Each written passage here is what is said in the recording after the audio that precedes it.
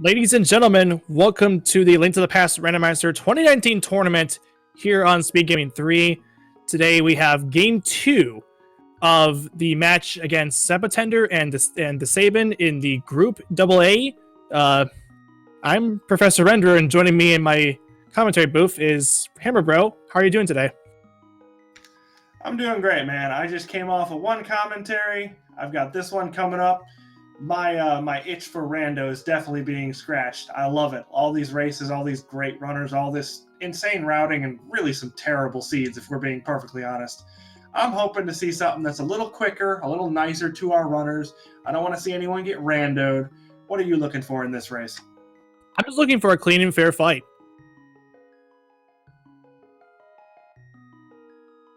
All I really ask for is a nice, clean, fair fight. You make it sound like the probability of getting randoed is a bit higher. Please, let's just have a nice seed for our runners. I haven't seen one yet. Yeah, well, I've seen a couple of nice seeds at my time, but so looking at our competition here, we have sab0tender and TheSabin. Currently, sab0tender is up 1-0 in this match. TheSabin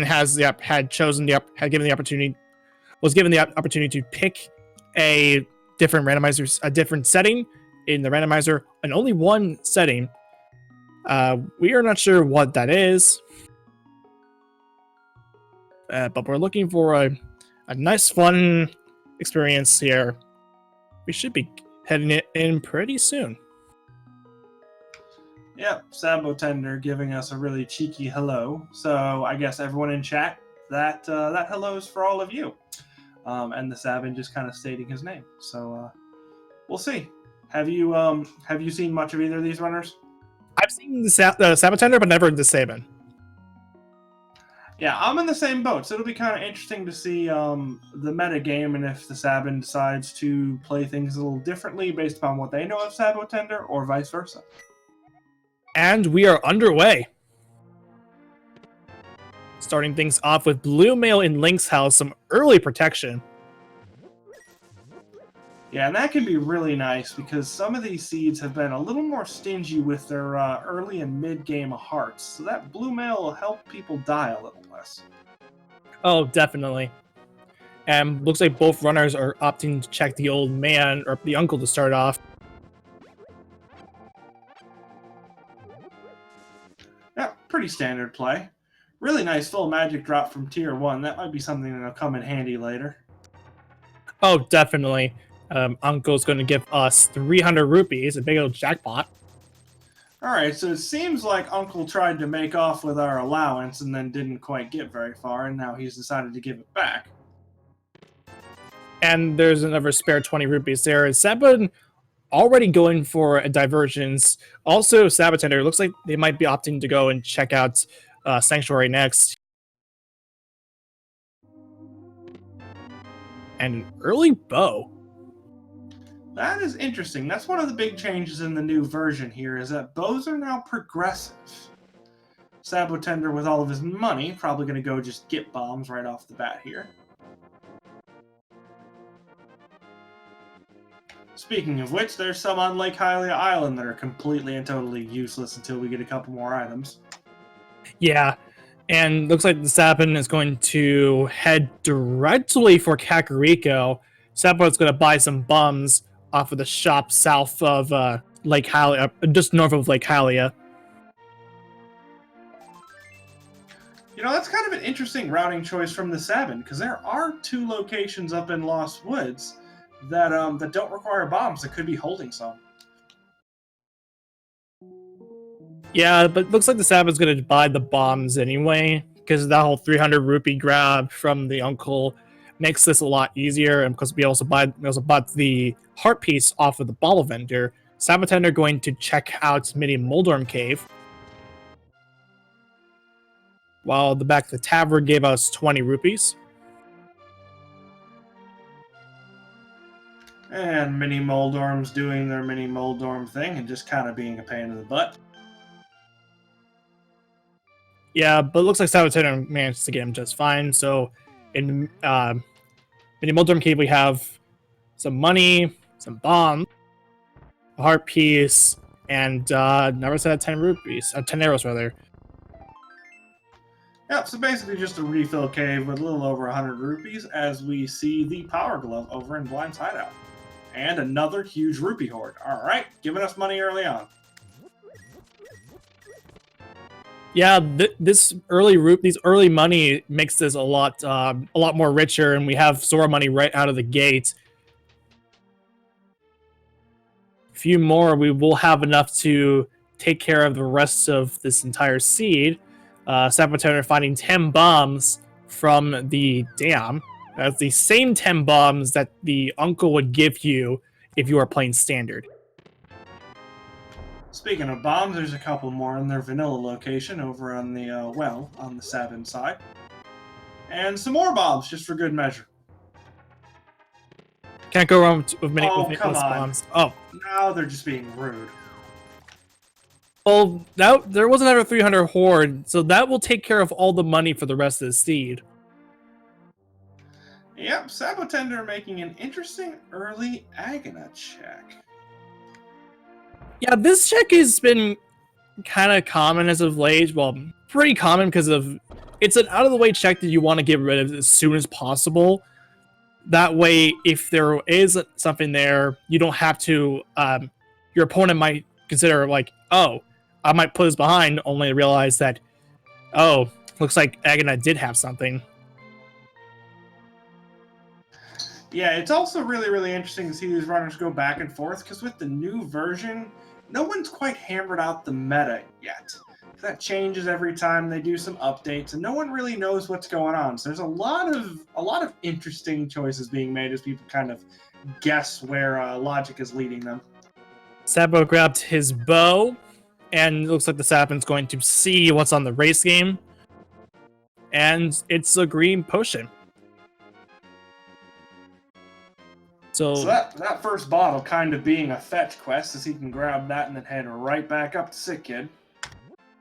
Yeah, it's kind of inconvenient to have the potion right there, because like right south of Kakariko, that being because you have to run all the way back up to Kakariko just to check Sick Kid. That's a fair point. I still think I would rather get a bottle from here than not get one at all, because you run the risk of really isolating that location. Or, you know, TheSabin just choosing to grab the bottle and then peace out. Maybe check it later. Hopefully he'll get the flute or Dark World access and be able to grab it then. Yeah, it makes sense on TheSabin's perspective, just to save and quit, really. To save a bit of time, or potentially, like, if he wants to go up the mountain or whatever. This will be out of logic, of course, since we need a lamp to make that possible, or the flute.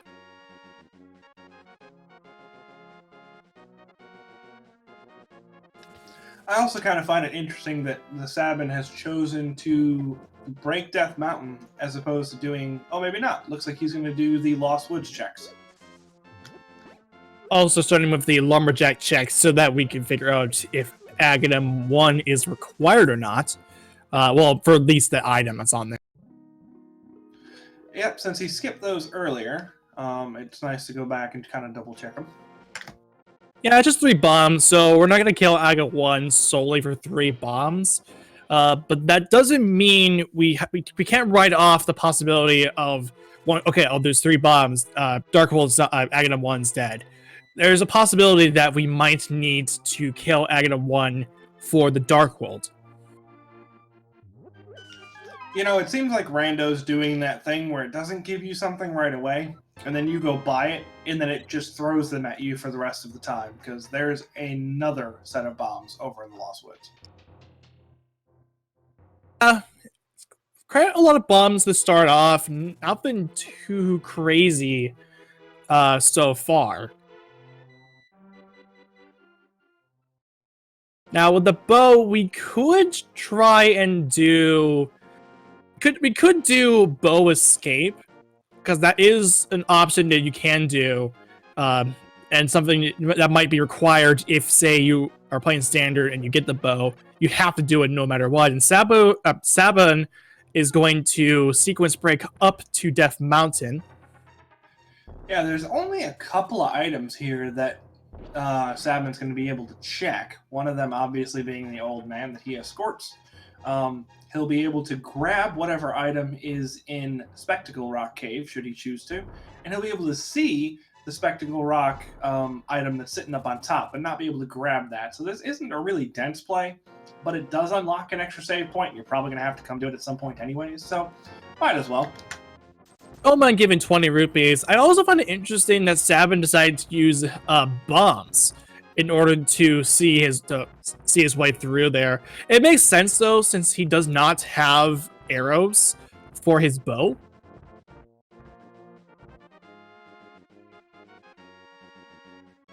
Yeah, with no sword, no boomerang, that's really his only option for being able to see where he is in the dark. Yeah, on top of Spectacle Rock is 20 rupees, and inside Spectacle Rock is only a heart piece, so Sab0tender does get the save point, but that's not it for now. Yep, sab0tender, by his repeated table grab, probably not too terribly happy to have to go get that red goo. Or green goo. That's right. I'm not colorblind, I'm just tired. Sab0tender's going to check the back of Escape with his remaining bombs. It's okay though, because it's an easy one bomb to bomb home in the wall. And in the back of Escape, we are going to get the map, 20 rupees, and 10 arrows. So he does now have... He now has arrows, but kind of late for that. But since there's no key, we can't sequence break to do Dark Cross.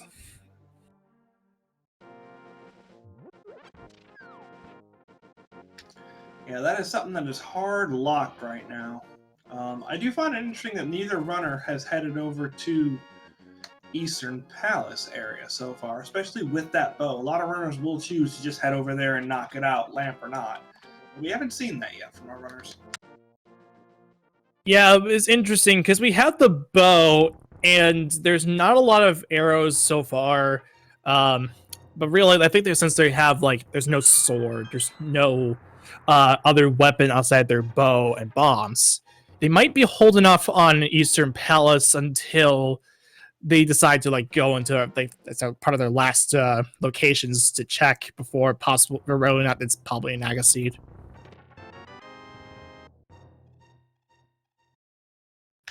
That's a fair point. We also, I believe, have not gotten a map check yet. I think we did get a map check too, and looks like we had all crystals from what I can tell. Yeah, that's what our tracker has, so I must have just missed that map check. Yeah, it looks like Sab0tender is actually heading for the eastern area right now.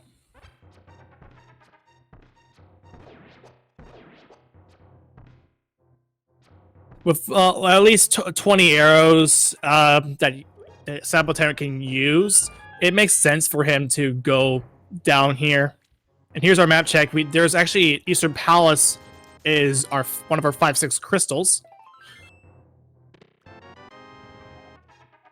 I wouldn't be too worried about the arrow count coming into Eastern because there are a boatload of arrows before the point. Wow, hello, fight and flute. Oh, all right. So, okay, I found our items, guys. They're all back here.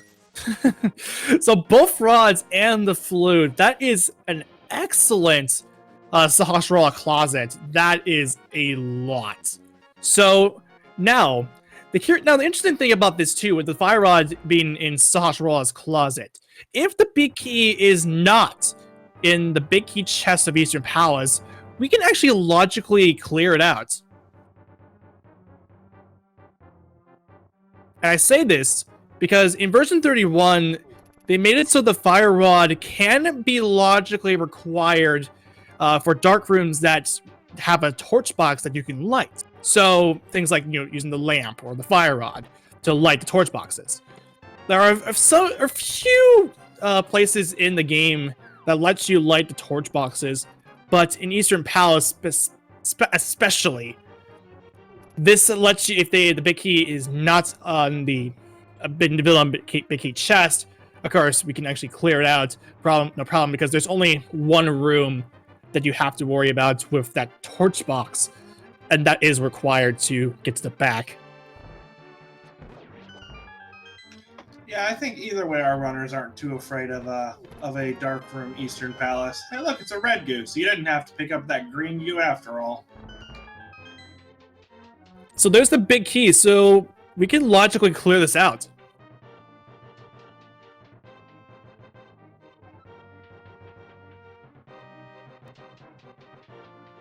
Now, it isn't to say that we might have an item in the back of, like, in the vanilla big key chest, which is lamp locked. Of course, the runners are not too worried about dark rooms here. Zelda cell only having 10 arrows. Yeah, they are much less worried about it than they normally would be. It would be one thing if we were kind of later into the seed and they didn't have any fire sources, then they might be worried about it, not in the case of not doing it, but in the case of realizing that anything they grabbed from that chest could not house whatever fire source they were looking for. But with the fire rod, they're not going to be too worried about grabbing lamp overall. Yeah, but so far in Eastern Palace, we found 2 items. So here's sab0tender going to demonstrate the new logic change. So just use lights the torch box, and there you go. You actually can see the Igors that you could have to fire at with the bow in order to get your key. And there you go. You're in the back of Eastern Palace.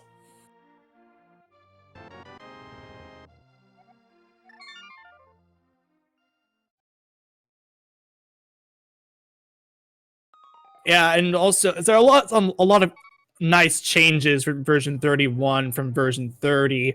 For example, the option to turn off hints, which is what the runners are going to have. This tournament is going to be running because there's no hints on. In version 30, remember, like, call back from 2018, we had hints that could benefit or at least be useless in some parts. But sab0tender are going to fight off against the Armos Knights. In this fight, you just have to shoot your bow at the Armos Knights. Each Armos Knight takes 3 arrows to destroy. And then once one Armos Knight is down, it will become enraged. It'll take 3 more shots. And with that, sab0tender draws first blood. So sab0tender being a little unlucky here, though, because they did not go through the dark rooms to get the alternative item. I think they were kind of hoping that our lovely friend Armos wasn't going to drop the second dungeon on him, but they did, so there's one more item in Eastern to go grab at this point. Yeah, and that was also lamp locked. And of course, again, sab0tender is not worried about dark rooms, but that's something in logic, because we know that this so the back of Eastern Palace for this vanilla big key chest this will be out of logic because there's no torch box that he can light.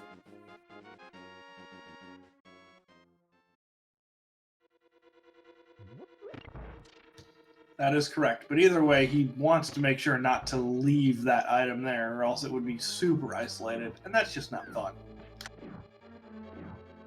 Of course not.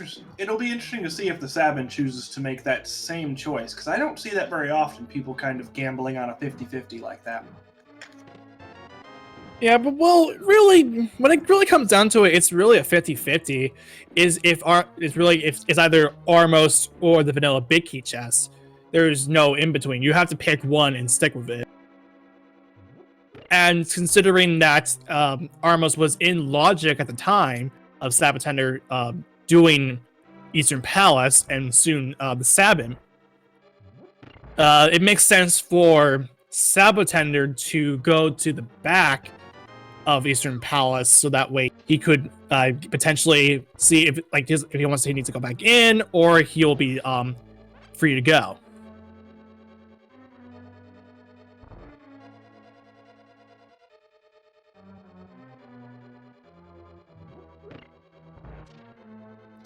Anyways, it looks like sab0tender has just about made his way through.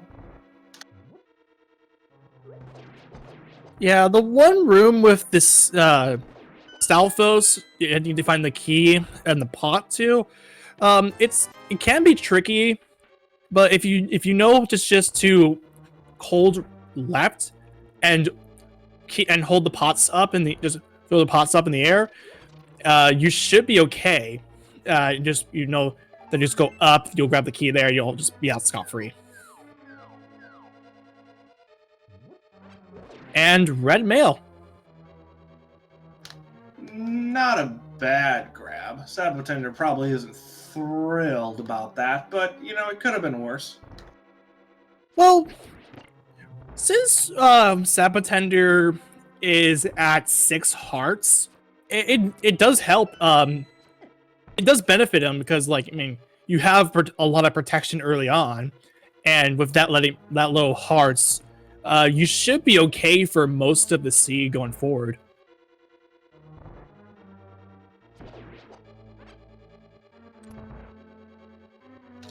All right, so it looks like we're finally going to get a sick kid check here.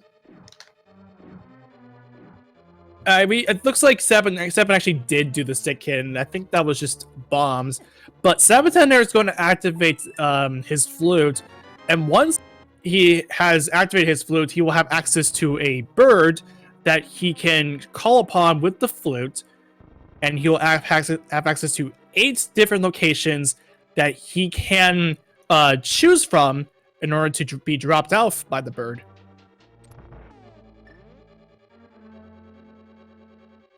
Yep, so grab your cheese and quackers because the duck is unstuck.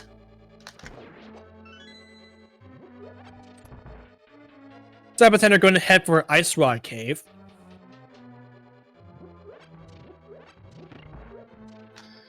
Not having to be too terribly careful with these crabs, because with green mail they do 2 hearts, but red mail they're only doing half a heart of damage, so not nearly as bothersome as they would be otherwise. Oh yeah, I've had it plenty of times where I would die to the crabs on green mail, because I mean those hurt. They definitely hurt. Especially in the early game, because like you have so low hearts, if you take at least a poke from those crabs, you're probably gonna go down if you're not careful. But sab0tender is gonna set up for a fake flipper. How that really works is that you position like on the far right or the far left of the screen, like on a screen transition, and then jump into the water, and then trigger the screen transition. And if you do it right, you will be able to swim without the flippers.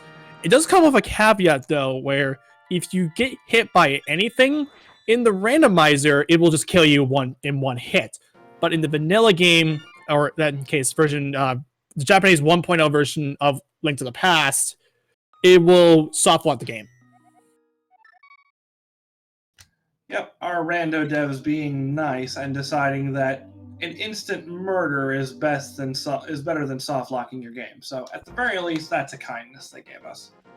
And yeah, you also can't save and quit too, because it's still in a screen transition. Game thinks of screen transition. But sab0tender checking Zora, only 10 arrows, so nothing of worth here. And yeah, especially for 500 rubies. Yeah.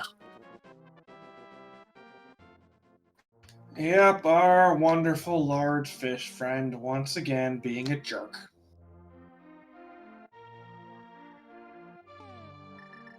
But sab0tender is going to the front of Eastern front of Escape, while Sabin, sorry, is getting the auditory flute activation, and now he will have access to the bird.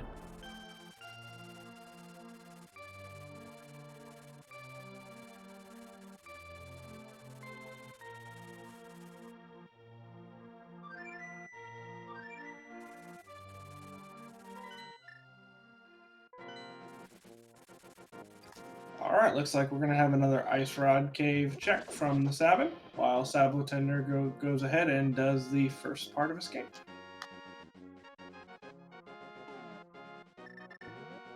Now this is interesting because we're still looking for something for our Dark World access. Now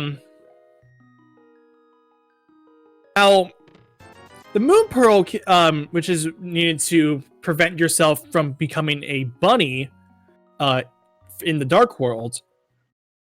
It can be in a weird location, given, I mean, our current item placement is that we do not have a hammer, we don't have, let's say, a sword or lamps, or like 2 swords and a lamp for potential Aga 1, or even like, say, a lamp, a sword, and a cape for Aga 1. At this point, I'm honestly expecting either a mirror, which would give us access to Hera, or potentially a hookshot for East Death Mountain, or maybe the book for Desert, because we need far more items for logical progression that would actually really open up the sea than we can easily get to right now. Yeah, SABin's going to check the man underneath the bridge.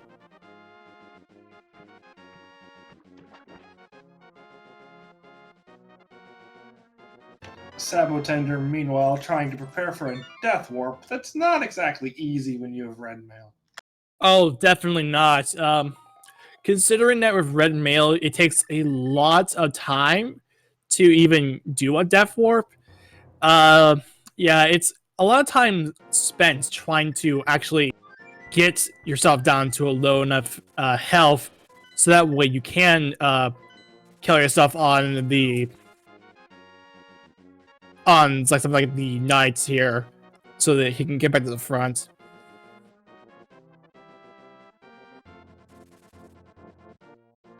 But sab0tender is also heading to the back of... It's going to have a Dark Cross, which, if I'm not mistaken, is also in logic with that fire rod.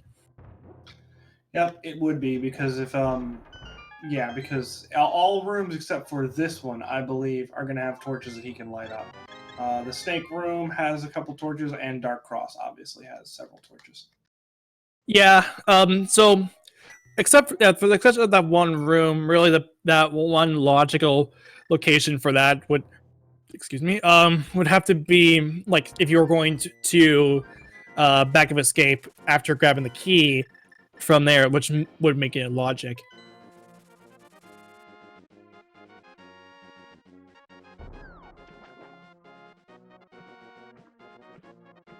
SAB0tender is going to pop his green potion so that way he has more shots in his bow. And there's hookshot.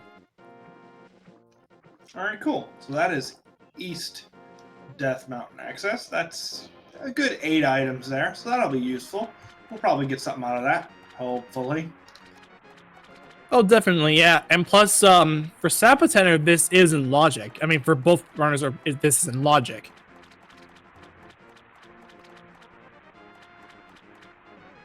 Yes, for the SABin, it would be more of a matter of using the gloves as opposed to fake flippering, but he'd be able to get here either way. So Sabo's going to head over to East Death Mountain while the SABin's going to find out about Zora being a big old scam like he usually is.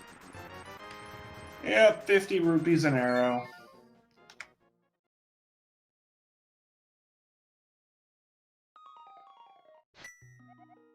So sab0tender now going to check out Paradox Cave. There's a total of 7 items here, 2 in the bottom and 5 on the top.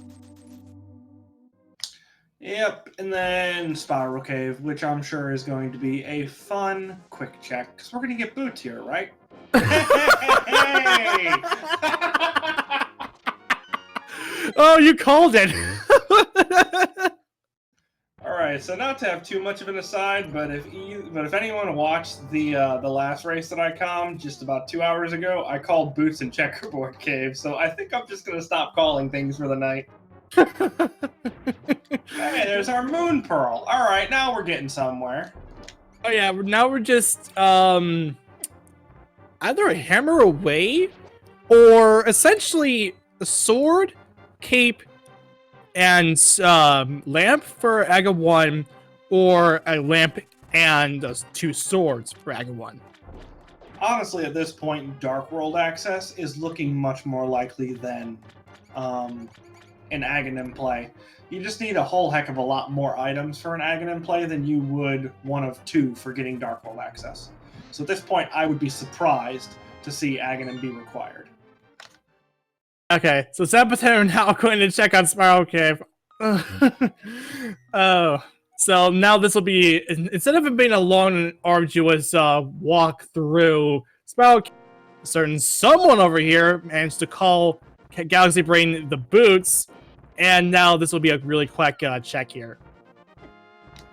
Honestly, it's not galaxy braining as much as it is just throwing enough darts at a dark room and hoping one of them sticks. There's Mire for sab0tender.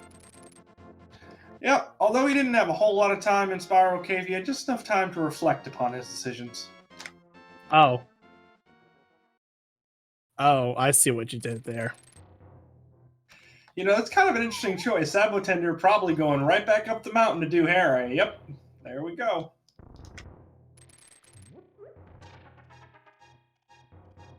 Uh-oh, Sabin a couple bombs short of a Paradox Cave. Oh, yikes.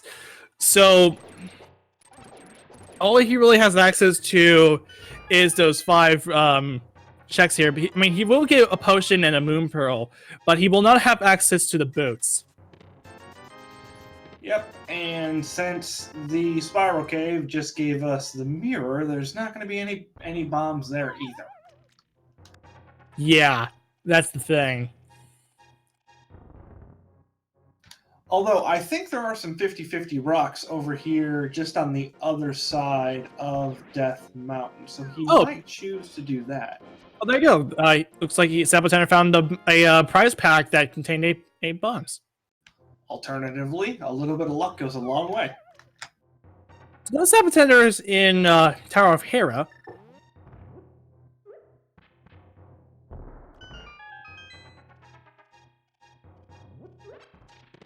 Alright, electing to do the short dash to pick up some arrows. It's an unusual grab, but, you know, he only had 12, so it kind of makes sense. Alright, and the hope for skipping the coffee break continues. Wait, did I see SabIn hover? I was not looking. Yeah, he totally hovered. Huh. Never knew he could hover. Well, that's cool. So SabIn's now gonna go check Spiral Cave. Gonna get his mirror. Now I saw sab0tender getting the big key. Now he decided to keep decided to just leave out on doing the Hera pot, which is a relatively new glitch that that the Randomizer community has discovered. It lets you get to the top of Tower Hera without having to climb the entire tower. It's a real shame that that doesn't give you access to the vanilla moon pearl, or else that would be kind of a cool thing that you'd be able to do in NMG. Yeah, but really you wouldn't have the hookshot by then, so it doesn't really matter. That's a fair point. I hadn't considered that. So sab0 is actually deciding to play it a little bit differently. It's actually heading for the basement of Tower Hera instead of actually fighting Moldor. Which is interesting, since, I mean, we know... Oh! Okay, that makes... Moldor. Oh, right. Okay, that makes sense. Okay. No hammer, no swords. That's true. Okay. So sab0 might be trying to find a hammer or a sword. We know this for a fact, and then oh yeah, and mentioned something about sprites here. There's a lot of sprites in the game that you can choose from if you decide to play a randomizer seed. On the right, sab0tender is playing as Papoy. I think that's how you say it. Papoy? I don't know. I think it's from a Secret of Mana character, if I'm not mistaken. And TheSabin is playing as the BSX boy character that you would have had access to from the Satellaview back in the day. Okay, Secret of Mana, that's good.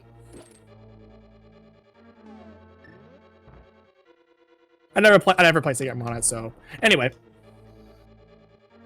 as we continue to play the game of what actually gets to move these stupid hard hat beetles around. The answer, not much. Yeah, so sab0tender are going to check out Bonk Rocks. That's one of the few things you can really do. There's our Titansman, so there's Dark World access. We have partial Dark World access. I say that because we still need to find the hammer. We might need to, if it's possible that we have to kill Agate 1 so that we have full access to the Dark World. You know, the really amusing part about the boots being in, or not the boots, the mitts being in Bonk Rocks, that he can then obviously come over here and check Kingston. Yeah, very convenient. Only for heart piece, but still, that is very convenient.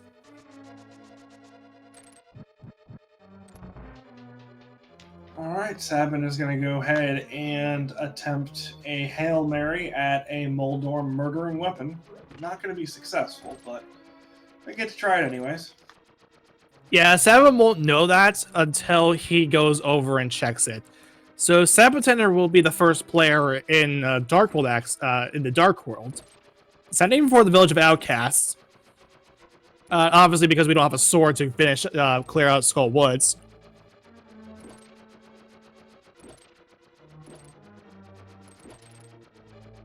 Yeah, Skull Woods being another one of those pesky dungeons that actually requires a slashing weapon.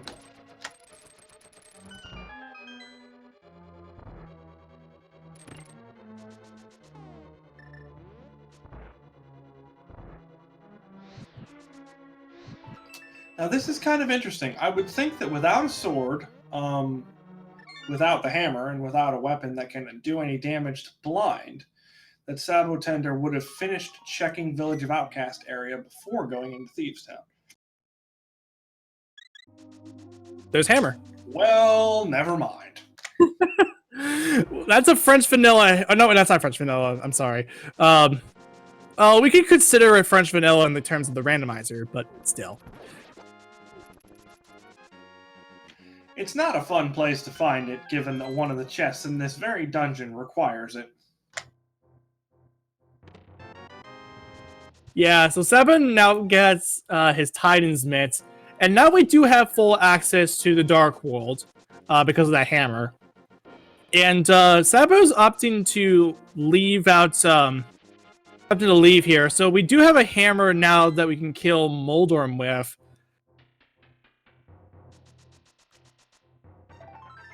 But obviously no sword still.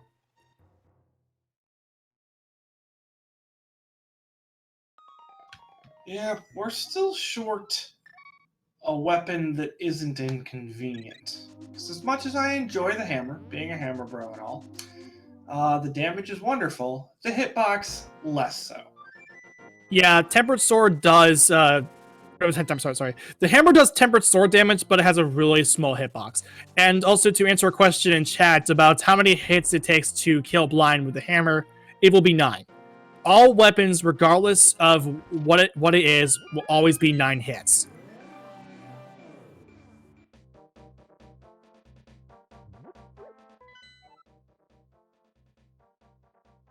Alright, so it looks like we've got green pendant over in Skull Woods, pendants in Pod and Thieves Town, and then our other red crystal is ice.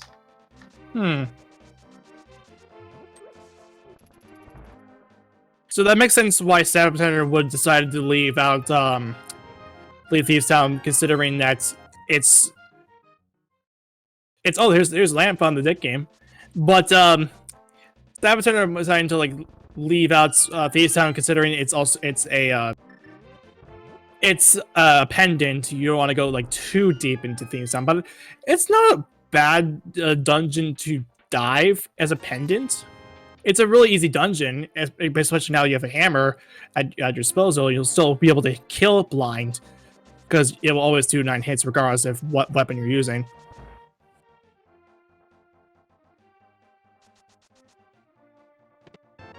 And 3 bombs in the C-shaped house, while sab0tender is going to bring the blacksmith home over at the same time doing the hammer pegs. You know, I think... Oh, never mind. I was going to sit here and say I think sab0tender forgot that he had the boots, but he needs a sword to hammer dash, so still got to do it the boring way.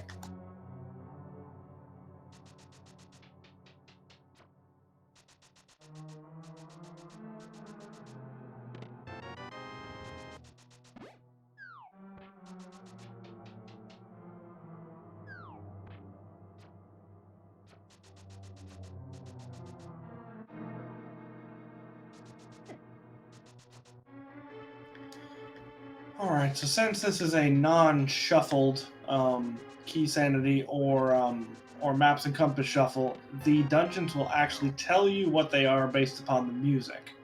So we do know that this is a pendant even without looking at the map. We'll see if TheSabin decides to go a little deeper into Thieves Town, though, which it looks like he is. Now, if we were playing map compass shuffle or MC shuffle for short, you cannot go by the music at all because the music will be shuffled. And I learned that the hard way. Also, half magic in K45. That's really nice.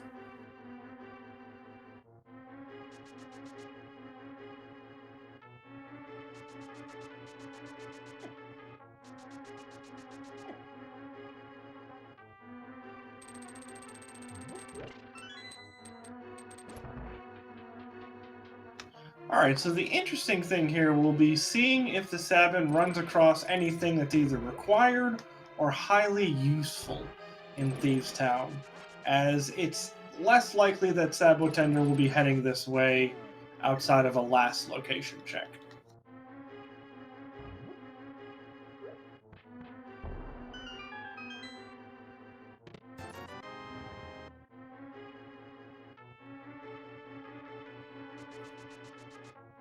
sab0tender using a lovely little glitch here to be able to dash a little farther, only getting a blue rupee and then getting kind of stuck here. That's unfortunate. But what sab0tender did was he dropped the purple chest behind, and when you're close enough to the guy with the purple chest, you will get the item if you'll get the item because it only it checks for one frame of that. If you're close by to him or not, you'll still get the item anyway. But sab0tender are going to go and check out Hype Cave here. See if there's anything of value here. Not really expecting much here for me. But there's a sword. Never mind. I was going to say, it hasn't really lived up to it lately, but we have a potentially required medallion. And the first sword is definitely worth it, even if there was really not much else of note. Yeah, I'm gonna give it a high. I'm gonna give it a high marks here for that one. Definitely a nice Hype Cave to get. First sword, as well as a potential ether medallion. I don't care if ether's not required for any dungeons. Getting the first sword here in Hype Cave is a solid 10 for me. Wow, you're being very generous. I think I'd give it about a 7.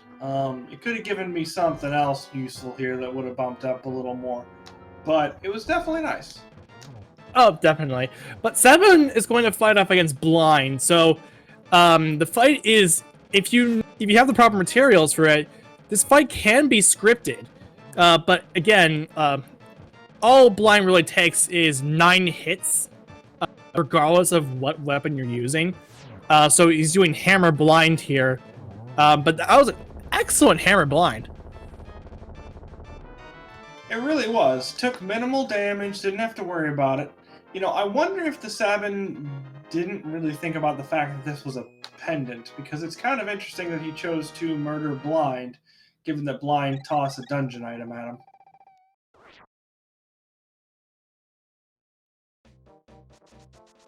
But sab0tender is also heading for Pod. Now that he has a sword, it makes sense for him to go into Pod now. So, I'm also with that sword. We could dive Skull Woods. It's a total of three items if you count the green pendant.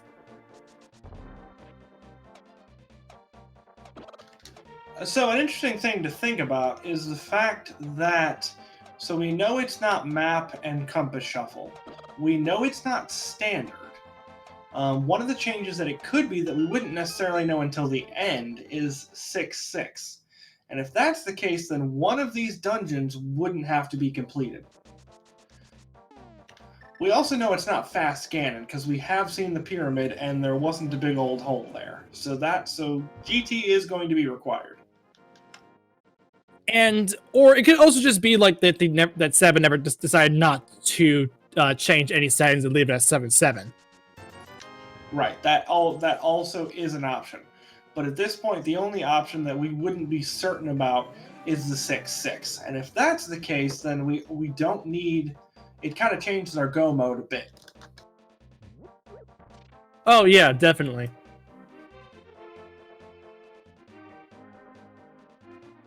Sabu heading for the Bowlock side of Pod, while TheSabin is going to do his blacksmith chain here.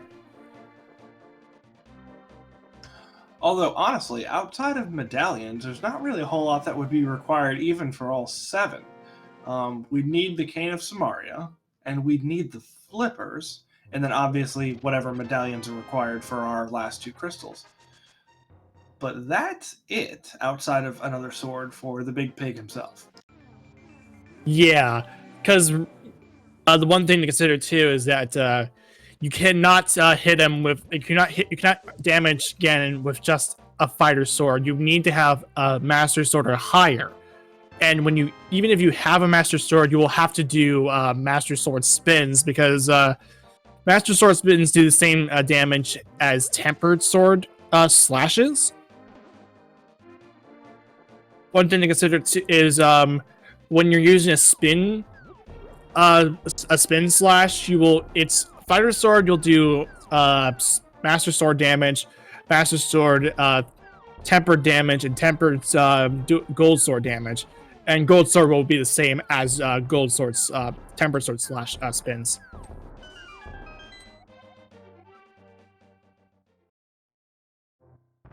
TheSabin now gonna get his sword from Hype Cave. TheSabin also getting whined at by the lunchbox. Why can't you take me somewhere nice? Yeah, this is one of the few places that you can't bring the purple chest with you. You have to leave it behind in order to at least check those items. Bug nets for Sabu in Pod. Of course, obviously not really that important as far as our progression is concerned, but a nice safety in case you want to catch fairies in a bottle. Okay, so I don't know key logic wonderfully, but is it guaranteed that Harmless Hellway was going to be a small key there? Yes, I think. Okay, because I would think that there could also be a small key in this upcoming chest. No, if there isn't, then we're definitely fine. Oh, right, because he hadn't gotten the big key. Okay, never mind. Disregard the idiot in the comm booth.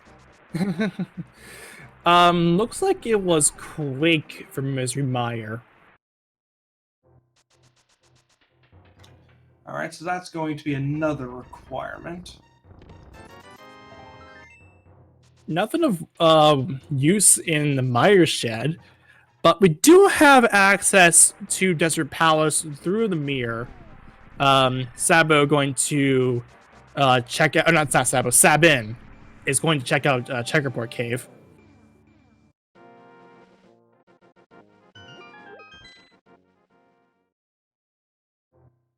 There's also another potion. That's actually all 4 bottles accounted for.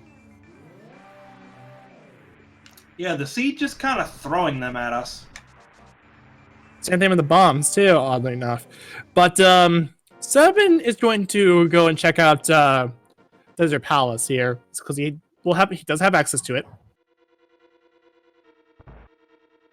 and heck, he even can clear it too. He's got a sword. He's got a bow. He's got boots in case it's boots locked, and he's also got a fire source to at least open the back. And it is boots locked. Doesn't matter though. We got the boots a while ago, and that was in Paradox Cave, the bottom 2 chests of that.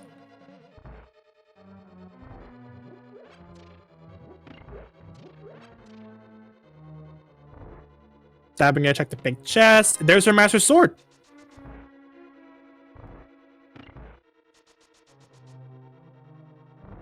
So that solves our sword problem.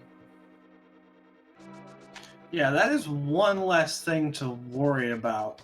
And with a retreating amount of items required, it's nice to get that off your chest, because those swords can really be anywhere, and you don't want to be combing through Ganon's tower looking for a way to murder the pig. Speaking a bit of murder, sab0tender's on the Helmarsar King fight. In this fight, you have to use the hammer to hammer off this helmet that sab0tender has. The Helmarsar King has.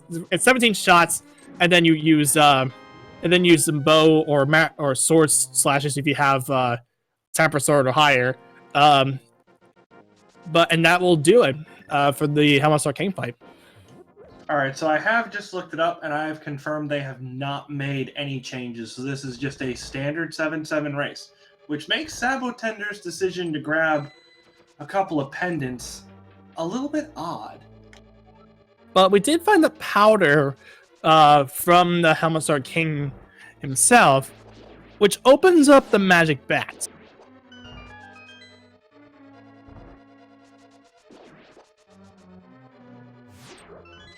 Yeah, and I have definitely seen that magic bat come through a couple of times, so we'll see if Alfred is holding something in the Batcave for us. Yeah, SabIn going to head to the back here and fight off the Lamolus. sab0tender now getting the information that Quake is required for Misery Mire.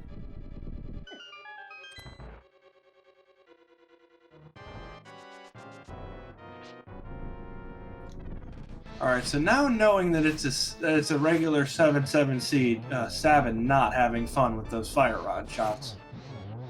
A little early. Alright, half magic really showing its worth there.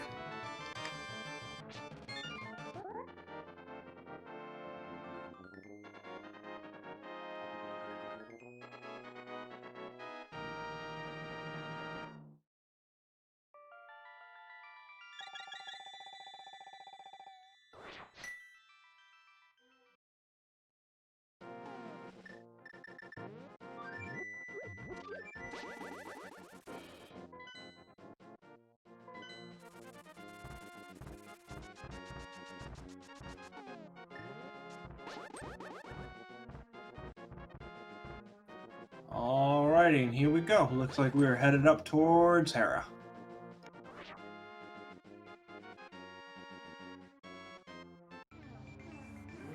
The Sabin really making use of that hookshot speed. It can make that trip way faster as it gives you full-on dashing speed with none of the weight up.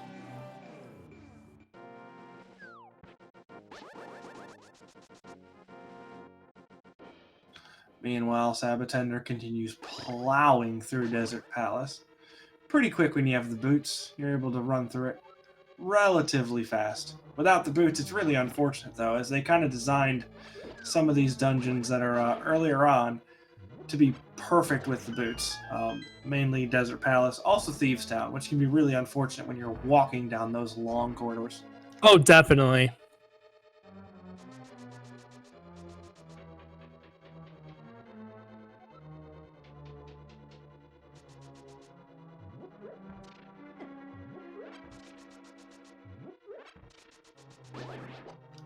Alright, so Sabin's going to run up here and just take a quick murdering at our lovely little Moldorm friend.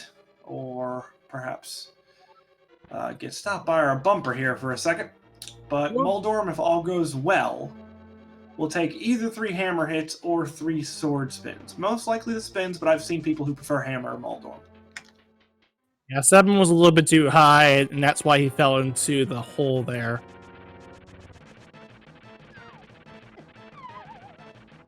And speaking of falling into holes. Yikes.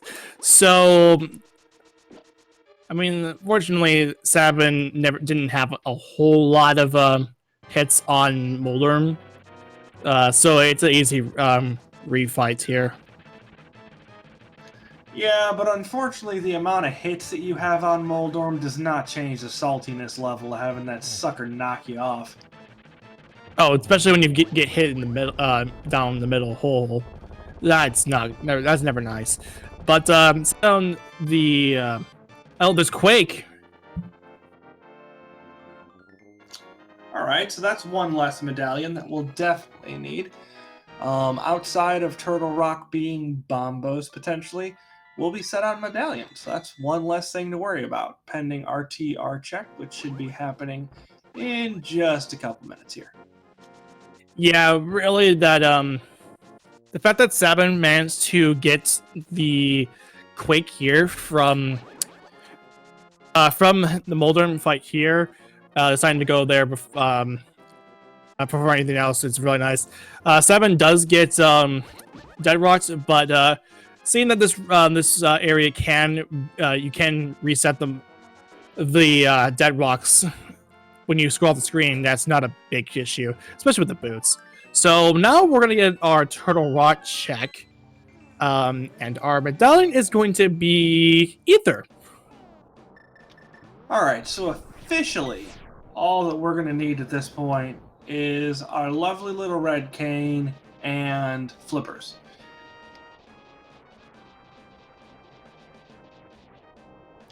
Which, honestly, that's not bad.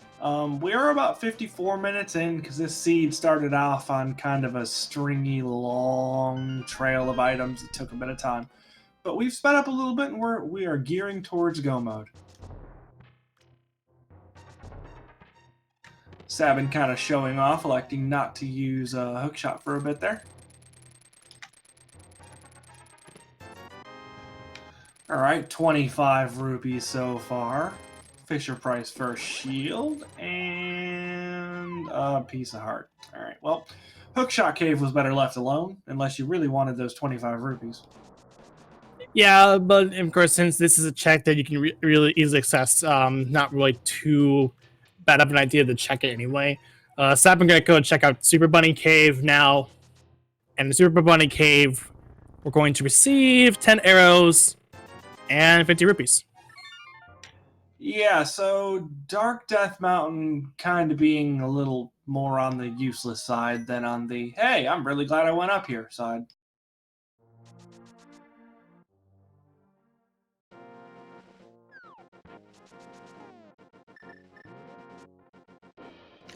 Oh, Chad is postulating about a potential catfish for progression, which would not be kind, but would be about par for the course at this point. So, sab0tender is heading towards the back of Skull Woods. And we also gotta remember, too, that Skull Woods has our green pendant. Maybe Sahasrara might have what we need? Yeah, this is definitely really interesting. I can't wait to get TheSabin and sab0tender both in here for an interview to kind of pick their brains about what they were doing. Because normally you don't see people willingly stepping into pendant dungeons as freely as this. Oh, definitely. And plus, there's, I think, 2 items. There's still 2 items in Skull Woods anyway. Well, right, but even for 3 items total, that's kind of, you know, that's a little less than you'd think they'd come in here for. I figured we would lean towards doing any of the overworld checks first. That's usually what people go for. Meanwhile, Mothula giving sab0tender the business right now. Just dodging fire rod shots and getting hit into spikes for other fire rod shots so they don't count. There we go, finally putting the moth down. Yeah, the game is weird when when you try to hit Mothula when it's up against the spikes. If you do hit Mothula while they're up against the spikes, then it does not count. No matter what you try to do, it will not count. That makes the fight a lot more difficult than it needs to be.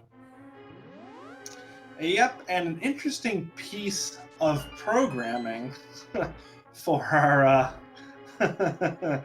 for Link to the Past means that having the gold sword, so they don't have specific amounts that are done for damage input.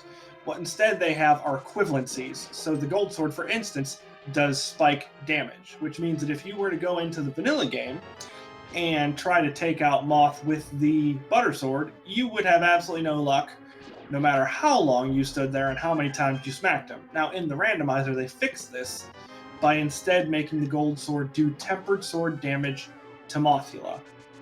which was much easier than trying to overwrite the whole thing. But if you go into here for the vanilla game, Butter Sword, which would kind of be a pain in the butt to get without killing Mothula, not going to do any damage against the moth whatsoever. Yeah, you'll still be able to hit him with Fire Rod, and it's definitely better if you had half magic going into it in case you wanted to get yourself out of the situation. It's definitely not a soft lock, because there are ways to get yourself out of it pretty easily. Well, you'd also have Hammer at that point, which would do some damage. Silly hitbox aside. Yes. And that is true. So there are ways to circumvent it. It's just a little bit really, really annoying that you have to use another weapon outside of your sword for the specific fight. Yep, chat bringing up another V31 change, and that is that the pinball room no longer carries a guaranteed small key. We used to have that so that if you dropped into the unfortunate hole in Skullwoods, you couldn't soft lock yourself, but the devs decided that that's no longer the case. So you can drop into that hole and soft lock yourself and need to either mirror out, or if you don't have the mirror, save and quit. Yeah, it's interesting. It's an interesting little change that they made, so that way there is potential of soft locking yourself. I've yet to see it happen though. Oh yeah, I certainly don't think it's going to be a high amount of times happening, but it's something that could happen accidentally. You know, you're trying to walk by that one hole, you fall into it, and then you go, oh, darn it. Okay, well, hopefully there's a small key there, and then there's not. You're like, oh, I just randoed myself. And then you can then at that point, you'd have to save and quit, because the mirror wouldn't help you. Now, if you jump in through another room or through another entrance, you'd be able to either death warp or mirror out. SABin, you're going to want to be careful, bud. Alright. Taking no prisoners, dropping the Ether Medallion, which is going to freeze everything there and make his life a little bit safer.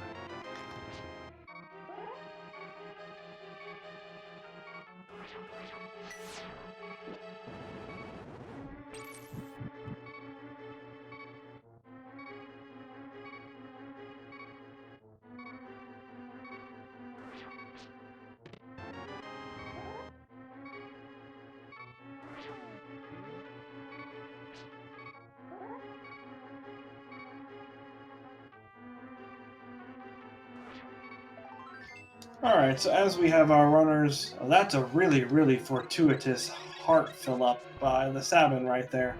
Heart pieces can sometimes be absolutely wonderful in that regard. Other times, if you're setting up for a quick death warp, they can be absolutely cruel. Oh, no kidding, yeah. But anyways, as I was saying before, TheSabin got a wonderful heart refill there. As our runners are kind of re-following each other's steps at this point, we're not going to see a whole lot new for the next couple minutes. This is a great time to remind you guys, these runners are awesome. They do awesome things that I personally am most certainly not capable of doing, so you should definitely give them a follow. They are putting themselves on display here, which is not an easy thing to do. 1v1 races are stressful regardless of the situation, and to do it in front of a bunch of people potentially watching and for, you know, an advancement in the tournament definitely takes some guts. So kudos to them. Give them a follow. Oh, definitely. They earned their right to make it onto the grand stage here.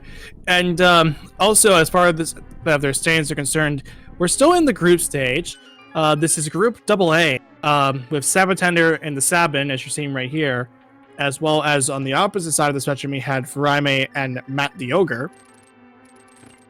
And currently, sab0tender is up 1-0 against TheSabin. A win here will advance him to sab0tender to the finals, and TheSabin will be moved down to the losers bracket of our group stage. Yep, keep in mind this is double elimination, so even if TheSabin loses here, you are still going to get a chance to see them again. Having a little trouble with the fire rod in that turtle room, though. That is not a fun room to do in the dark. Oh, definitely not. Also, to back up that too, also sab0tender is also setting up for the Hero Pot. This is a relatively new glitch that was discovered. It lets you clip into the to let you clip into the pots and let you climb the entirety of the tower without having to go do the actual climb itself. And he's doing this so that way he can kill Muldorm a lot quicker. Yep, it is honestly amazing to me that a game that is nearing its third decade, its full third decade of being out, first off, one, is as resilient as this game is, because sure, you can mess it up and do a bunch of stuff, but it is insanely hard to actually soft lock or fully crash this game. And two, that even this many years through it, we are still finding out insane things about it. Like, spooky action glitch was found out not too long ago. And then there's another way to fake flipper that involves you just overloading the sprites on the screen, which was recently found out. And then obviously the little pot hop there, which is just amazing to me. I don't know if you mentioned the splash deletion fake flipper too. That's a relatively new discovery as well. And actually right. now brings that. I couldn't think of what it was called. Yeah, and it actually makes the magic boomerang a lot more useful than we initially had made it out to be. Where we originally thought the magic boomerang was not a good boomerang, as some people would call it. The blue boomerang is still better. Blue boomerang, best boomerang. Yeah, I mean, yeah. It's not hard to say that it's not hard to deny that the blue boomerang is good, but also the red boomerang and the discovery of the splash deletion glitch that makes it, there's some merit for the red boomerang. I suppose I can grudgingly agree to that. Meanwhile, sab0tender is going to go ahead and fulfill his fetch quest duties. And probably wish he hadn't. Well, there's still more fetch quests that he can do. Namely the magic bat. Oh, see, that one's next. Yeah. And because I know better, I'm not calling a darn thing in this bat cave. I want to, but I'm not going to, because I know better. I've called boots twice, and I'm done. But we do need flippers in Cane of Samaria for anyone who's counting. Yes, that is true. And honestly, we're kind of running low on locations on where those could be. Yeah, both Sabin and Sabo have both gained heart containers, so they're now still equal at 11 hearts. So, honestly... So actually, let's go through this. So, Swamp Palace is completely and totally off the table without the flippers. Thieves Town's already been full cleared by TheSabin, and Skull Woods has already been full cleared by sab0tender. Ice Palace is off the table, at least logically. Which means the only place we really have left to go is Misery Mire, which isn't clearable, but at least we can get in the door. Yes. We would need to find the Cane of Samaria in order to at least clear out Misery Mire and also Turtle Rock. But also, the Pedestal could also be our answer. I mean, there might be some more checks that we might have to do. I think we did our catfish check. Actually, no, I don't think Sabin even did their catfish check. I am having trouble recalling if catfish was done for this seed or not. I'm sure chat knows. Alright, catfish not checked, so that is still on the table. I think that's about it, though. Yeah. Just about everything else. Yeah, but question is, who's going to be the first one to do it? Actually, was the green pendant turned in? I don't think it was ever turned in. Okay, it was turned in my last seed, and now I'm having a little difficulty keeping them straight in my head. So, but I don't think that was turned in. So we have green pendant, we have catfish, and then we have, I mean, honestly, it wouldn't surprise me to see the runners do Ice Palace next, just because you know you can full clear it, and even though you know you're not going to find flippers, you might find Cane of Samaria there. Definitely. Of course, there's always that, again, possibility that it's either catfish Sahasrara, the Pedestal, all these out-of-the-way checks that the runners aren't going to do because of the fact that they're all on the east side of the Dark World. Although, given what they're clearing now, it wouldn't surprise me to see a couple of blind pulpeds, which I'm sure chat is absolutely raring for. Yeah, they're two away from. They have two pendants. They're only one away from actually pulling a pedestal, and Sab0tender is actually really close to pulling the pedestal, because he has access. I mean, he won't have. He's there at Skullwoods. Well, he did leave Skullwoods, but the option is there. All right, so Sab0tender teasing us with a potential 3 pendant clear, but deciding not to do it for now. Oh, well, that's interesting. Who put that book there? That is interesting. We need the key for that, yes, but that does And Sab0tender going right back into Skullwoods. That's hilarious. SabOtender was about to nope out and then decided to nope out on the nope. Oh man, you gotta love Randomizer sometimes, especially if you're not playing the seed. Yeah, admittedly, yeah, that is true. But again, SabOtender is really close to checking the pedestal. It's just a clear of Skullwoods, and you're good to go. SabOtender does have his third and final pendant, so well, honestly, at this point, given that Blind gave him a dungeon item, it wouldn't make any sense for him to grab that pendant unless he were fully planning on pulling ped. So I would be surprised if this wasn't a run up north to just pull the ped right now. Yeah, and of course we know that we know that the book is locked behind the keep, and that means sab0tender and SabOtender will have to blind pull it. That means that if this is a pedestal seed, oh dear. I mean, they'll be relatively close to each other anyway, so it's not like they have a full-on advantage or anything. All right, so the potential useful items we could see here: flippers, cape, and Cane of Samaria. Are we going to get any of them? It's I don't think it will be, but if it is there, that's impressive. I think we're going to get something at least somewhat trolling. 20... Oh yeah, there it is.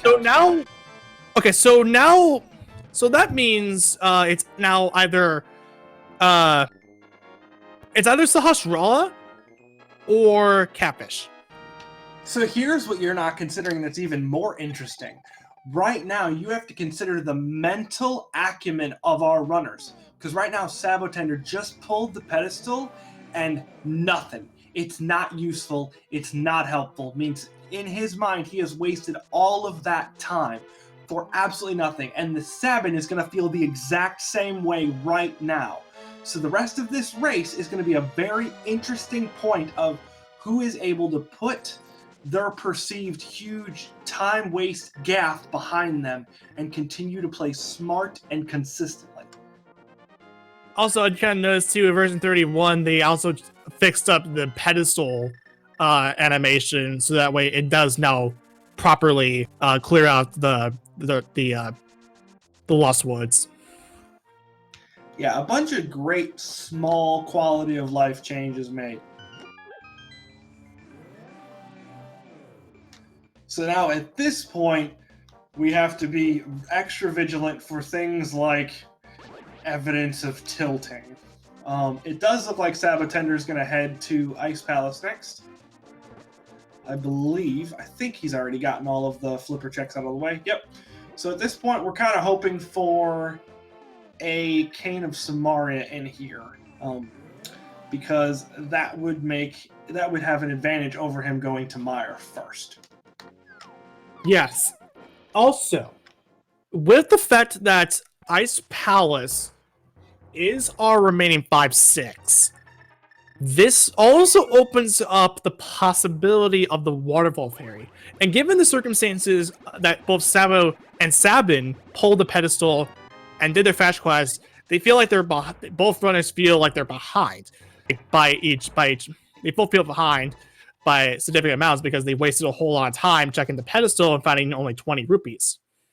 Well, here's the thing, though. If there's a small key on Cold Stare, then that would mean that Ice Palace is Canis Amaria locked, which means Pyramid Fairy, by logic, couldn't have either of the items they need, or anything leading to either of those items, because Flipper's technically required, and Cane of Samaria, if there's a small key on Cold Stare, which obviously we don't know yet, would also be required for this dungeon. So we could then, by logic, strike out Pyramid Fairy as something useful. Right. That's a really good point. So that's something sab0tender is really going to be keeping an eye on, I would assume. Because, well, he's there, I'm not. So he's almost definitely much better at checking for that sort of thing than I would be, even when he's in the middle of racing. Yeah, so SABin's going to do a trick that is in the No Major Glitches speed run, and that is the Ice Palace bomb jump. It's a really tricky bomb jump to do, and it takes a lot of practice to do perfectly. You have to align yourself on one specific X position, place a bomb, and then line yourself with a specific Y position, and then you'll be able to cross the gap with the fire bar without having to go through the rest of the dungeon. And that means too you don't have to do the weird thing about the Ice Palace where you have to go down to the basement, hit the switch, go back up from the basement, and do a whole wrap around back to the front. And yeah, it gets confusing. All right, here's our Sahasrahla check. I mean, Ice Palace is basically the merry-go-round dungeon. So you start at one place, and you go around, and then you go around again, and then you go around again, or you bomb jump. Or you do what I did, because I was never good enough to learn bomb jump. You just go ahead and run into Mire, grab yourself the Cane of Samaria, and then come back and cheat your way through Ice Palace. Much better, in my opinion. Yeah, that works too. By the way, Sahasrahla only had 20 rupees, so that eliminates Sahasrahla. The green pendant is also useless. So, Catfish, Ice Palace, or Misery Mire, or if in the event that Coaster does not have a small key, by logic, the Pyramid Fairy. Yep, Pyramid Fairy could still give us that Cane of Samaria. Honestly, this seed is just... Why are all the seeds that I commentate evil? I need to start apologizing to runners beforehand, because I have not commentated a nice seed yet this tournament, and I'm on like seed 5. I mean, this is ridiculous. I'm just going to start putting an SRL chat. I'm sorry, guys. You have me. This seed's not going to be done in under 2 hours. I'm sorry in advance. Brace yourselves. But SABin, however, he's doing Catfish. I mean, there's not really a whole lot left, and I can understand the logic, because he's got to find Flippers at some point, and there's not really too many places Flippers could be. Definitely. So there's also the chance that Red Cane is in Swamp. That is true. And Catfish only had a heart piece. So it could either be Ice Palace, provided that the Coaster does not have a key, by logic, Pyramid Fairy, or Misery Mire. I mean, at this point, we're pretty much stuck on Misery Mire. Or Pyramid Fairy for the Flippers, but we're just about done with Ice Palace, and I didn't see anything useful. Alternatively, there could also be a chance that Ice Palace, or Misery Mire for that matter, is harboring, I don't know, the Cape, which would lead us to the book, which would lead us to, you know, the Flippers and or Cane of Samaria in one of the tablets, because welcome to Randomizer. But sab0tender on the Cold Stare fight, this fight you have to break open the shell with either the fire rod or, if you have it, the Bombos medallion. Of course, sab0tender nor neither sab0tender nor SABin has the Bombos, but it is an option you can do. And then after you break open the shell, you have to, one by one, eliminates the other cold stairs, which sab0tender did pretty well. Yeah, it's not easy to do without a sword above master. And I actually didn't catch. Was that a key? That was the key. That was the key. Okay. So Pyramid Fairy, if sab0tender has been paying attention, is completely and totally useless.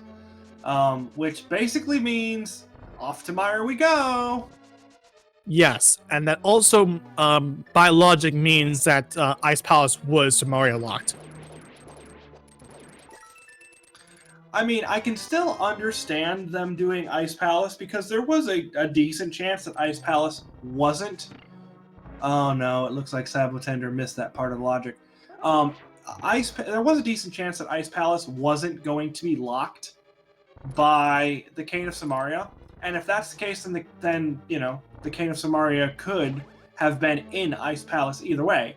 And if they do find the Cane of Samaria, which they could beat Ice Palace without it regardless, then you'd be able to just single dip Mire and not have to worry about it. Although this bomb check is going to be wasted time if TheSabin can manage to logic his way around it. To be fair, though, that kind of facet of the logic is kind of very obscure, and I wouldn't be surprised if TheSabin didn't know that part of the logic. But it's a weird thing that I didn't know about myself, just thinking about it just from in the current state of your items. So as we have another casual hover by TheSabin. Yeah, and I still legit did not know that TheSabin can hover. Well, TheSabin is out to show all of us. The hovering is well within his capabilities. Yeah, it's kind of neat too. Hovering is very tricky, and like only like the very few runners know how to do it. Yeah, but yeah, as you said, Pyramid Fairy kind of pretty useless. Only 10 arrows and a fire shield. Not much, but like it's there. So Misery Mire is the play to make at this point. TheSabin not very pleased with the big 20 he just received. Oh man, you can feel the salt start to make its way through our runner's veins. Yeah, this is not a kind seed whatsoever. They both made plays that have cost them more time, and the fact of the matter is that when it honestly, I honestly don't blame them. They're still neck and neck.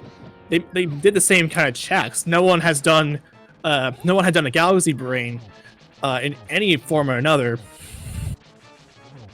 Honestly, at this point, it's all about how well can you race while still keeping an eye just like right looking over your shoulder for that dot done.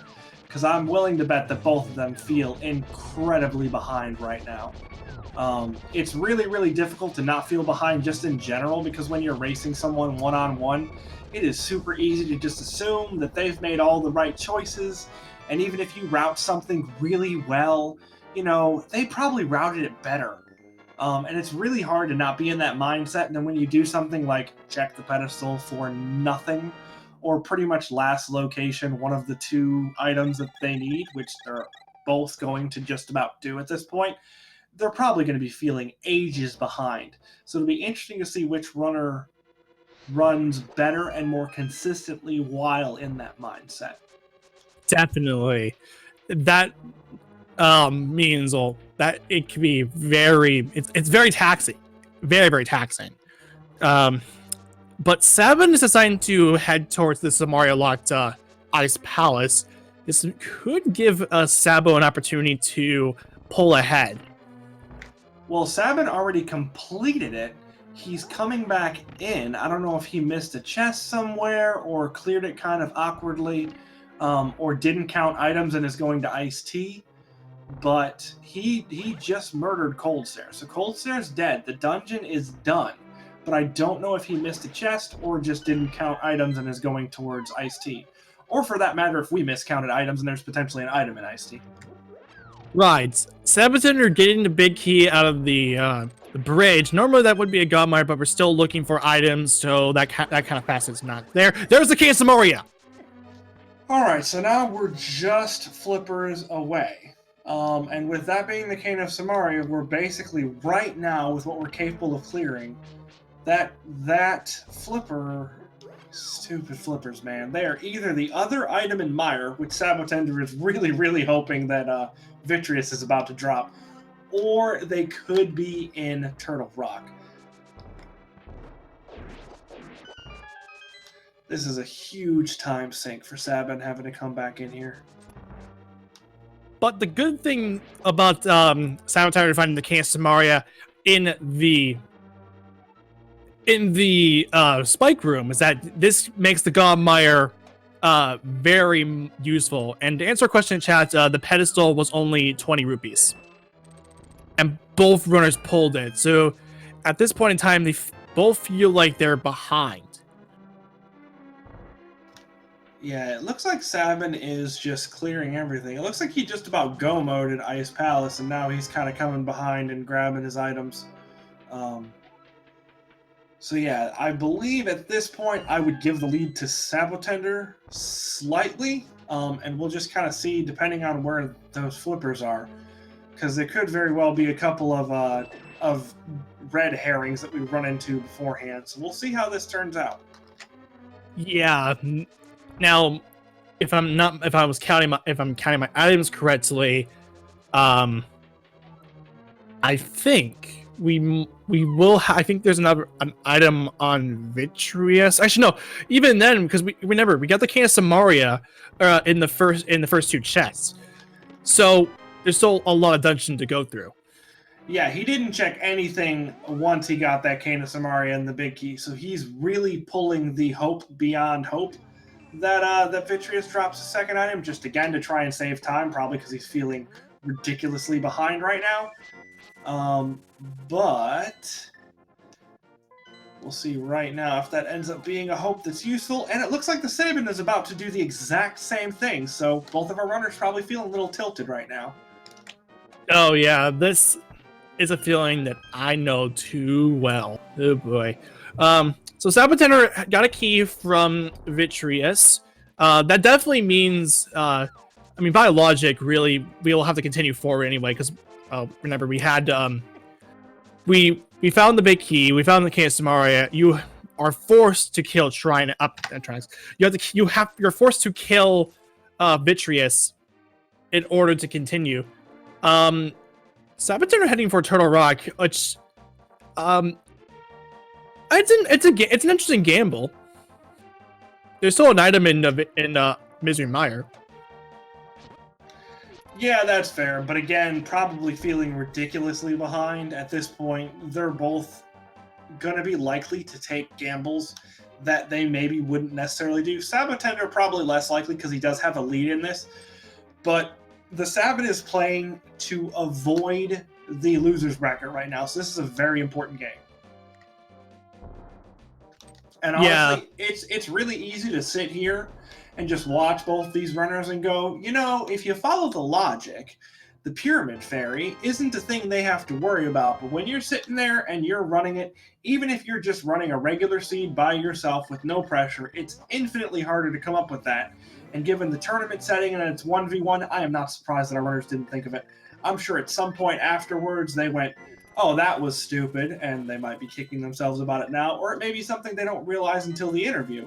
But either way, there's a lot going on in both of their heads right now that's completely and totally separate from playing this difficult game. Oh, definitely, yeah. This is the Link to the Past Randomizer racing is no laughing matter. You have to consider a whole bunch of things: execution, routing, and just thinking about your opponent if it's a 1v1. Yep, Sabin gonna take a smack or two from the Murderdactyl. Thankfully, Red Mail makes that only a 1 heart hit. Not nearly as bad as it could be.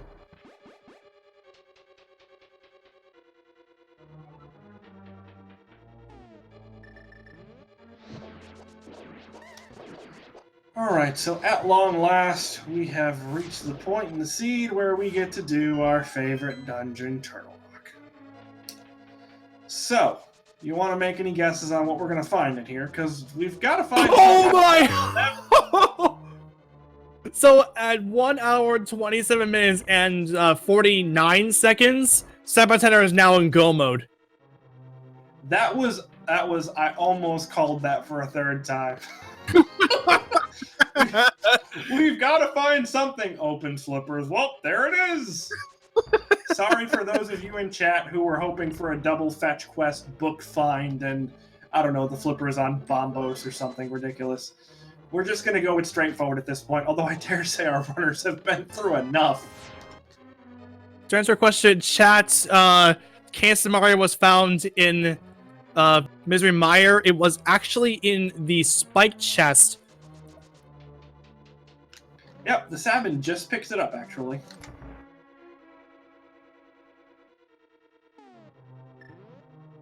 Oh, actually, that is true. There's a key. There is a pot underneath the key. Yeah. So sab0tender is continuing to look for the flippers. That now puts sab0tender in a very clean, very coasting lead right now.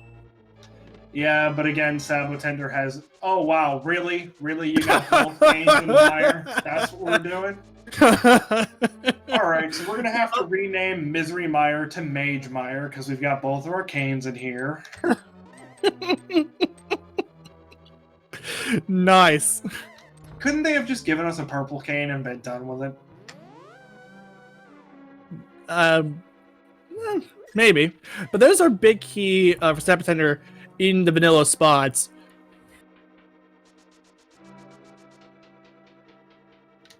Alright, and to further emphasize how terrible the seed is, sab0tender is going to get to finish Turtle Rock, which is wonderful. And then sab0tender is going to have to run his butt all the way down the swamp, and then climb all the way back up the mountain. So, yay, clean seeds. Wait, never mind.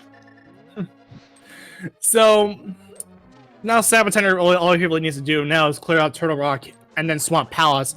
Fortunately, Swamp Palace is a dungeon that you don't need the big key to at least get to the back. This same thing as with Skull Woods. You don't need the big key to necessarily get to the back. The big key is only for the item that you would get.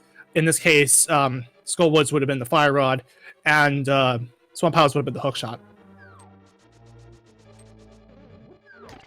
Yeah, although I'm fairly certain that that one saving grace doesn't make up for the absolute horrible nature of this terrible, terrible seed that should never have been rolled. Who rolled this seed? I honestly don't know. So another thing to consider too is that Sabo only has the bow that he got from the Sanctuary at the start of the game, and the other sword that was picked up earlier on as well. Now, you might want to also check some chests, maybe in Ganon's tower, in case he wants to find a tempered sword or silver arrows to make the Ganon fight a lot more easier, or even both too. Honestly, I feel like normally that might be the case, but at this point, I would be surprised to see sab0tender check anything that's not strictly required just because of the pulling the pad and the entire insanity that was this seed. Oh, no kidding, yeah, because again, you gotta consider too that sab0tender and Sabin, since they pulled the chests again, they pulled the pedestal, both of them pulled the pedestal, they feel horribly behind, because when you're pulling the pedestal, you're making a huge gamble. And if that gamble were to pay you off, then you feel like you're on top of the world. If it doesn't pay off, then you feel absolutely behind. You think that you're just waiting for the dot done to come out, then just get out the FF, and yeah, I don't blame him, Sabo, at all, in case he wants to find anything to salvage the run, in their perspective. Yeah, at this point, most runners are just in full gotta go fast mode. If it is not a chest that I need to open, I am not opening it, because I might need that 3 seconds. That is 100% true. sab0tender now on the Trinex fight. I hate Hammer Trinex. It's a terrible fight. To answer our question in chat about Sabo not bonking on the small key door, that's actually a little trick called key dash. It's a little complicated, and I don't understand the whole facet about it. It has to do with you have to line yourself up on a specific tile, and you'll be able to dash through it without bonking. I don't know the specific details too. It's multiple 4 pixels from the door. Okay. Yeah, so basically this is actually one thing that I do know a little bit about. When you dash, you run 4 pixels per frame. So what ends up happening is if you dash and you don't dash in a way that lines up with the door entry, you end up trying to dash through the door. So you end up going from a couple pixels in front of the door, so that's not opening it, to a couple pixels through the door, and then the door obviously rejects you and you bonk off of it like a fool. But if you do manage to line it up, and keep in mind that just about everything that's laid out in this map is in increments of 4 pixels, if you do manage to line it up, then you can, on the same frame, hit the door to open it, and then dash right through, which honestly looks awesome. Because if you don't know that rule, it looks like some runners just have some sort of magic touch that allows them to ignore the fact that, you know, normal human beings get to bounce off doors like idiots. Yeah, it's a nice little facet that I still don't understand. But Sab0tender now has his flippers now in go mode at 134.22.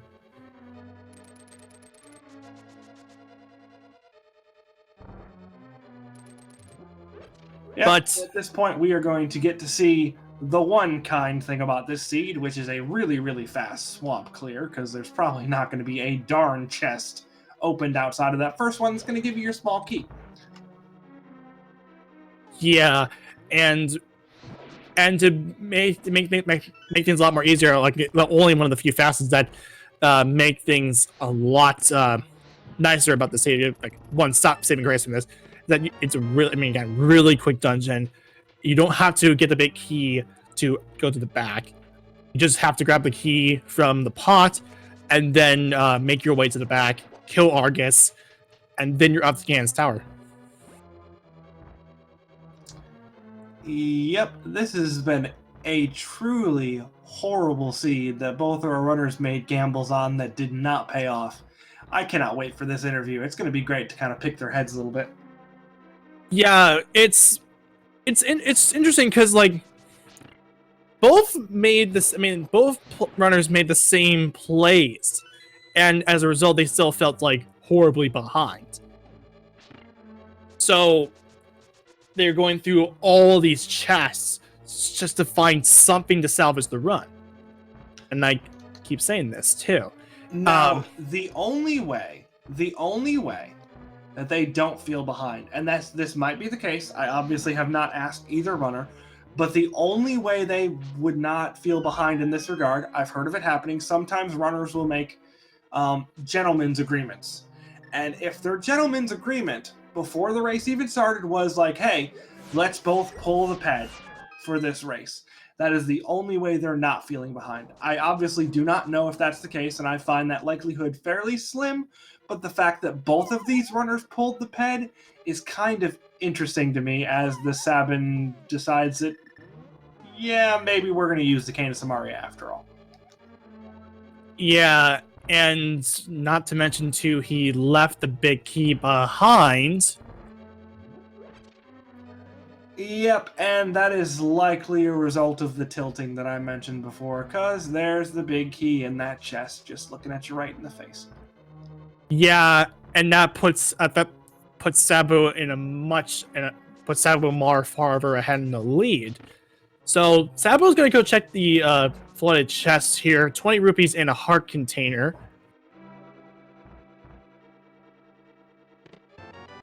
And the interesting thing about this too is that this seed, it hinted at a possibility of a pedestal seed given the layout. Pod, Skullwoods, Thieves Town. Those dungeons are very easy to complete. and it led to the possibility that maybe there was something on the pedestal, but in actuality, it was only just 20 rupees. So either because considering the fact that sab0tender and TheSabin had pulled the pedestal because of how easy it is to how easy the dungeons are to clear, maybe they don't feel as far behind as they might be.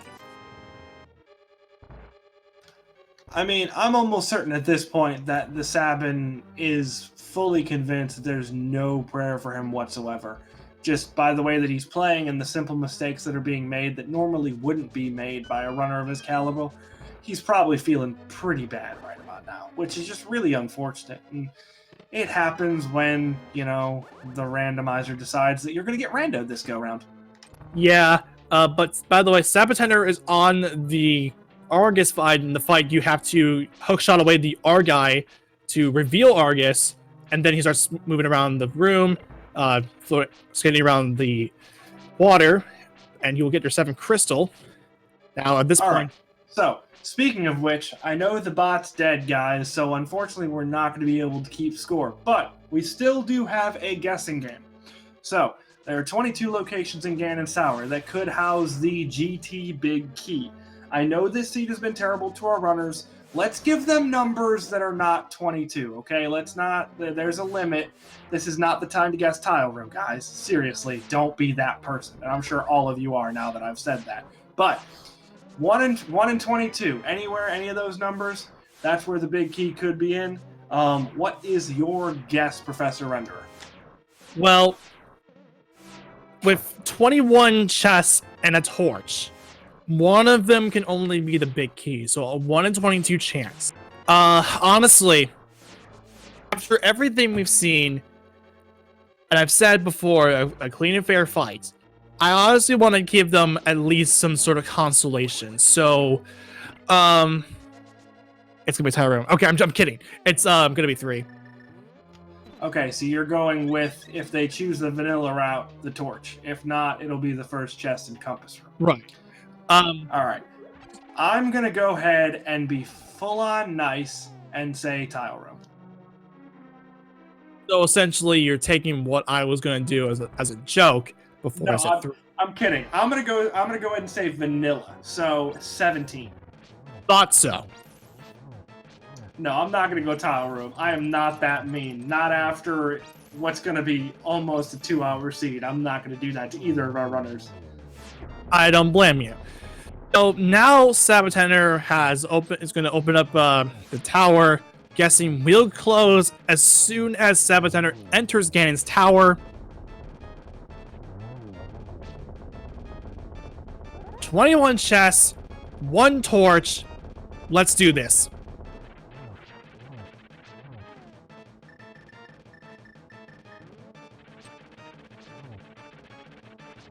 All right, number 1 in the Hope Room, a heart container. And number 2 in the Hope Room, the big key. Oh, thank goodness. All right, let's hope sab0tender remembers to get a small key. Okay, good. Because that's the last thing you want, is to run halfway up the tower and then realize that none of the chests... Hey, look, another heart. None of the chests are going to give you what you need. And looks like the closest one that I can see who guessed first is going to be Game Bunker, but with the guess of 1.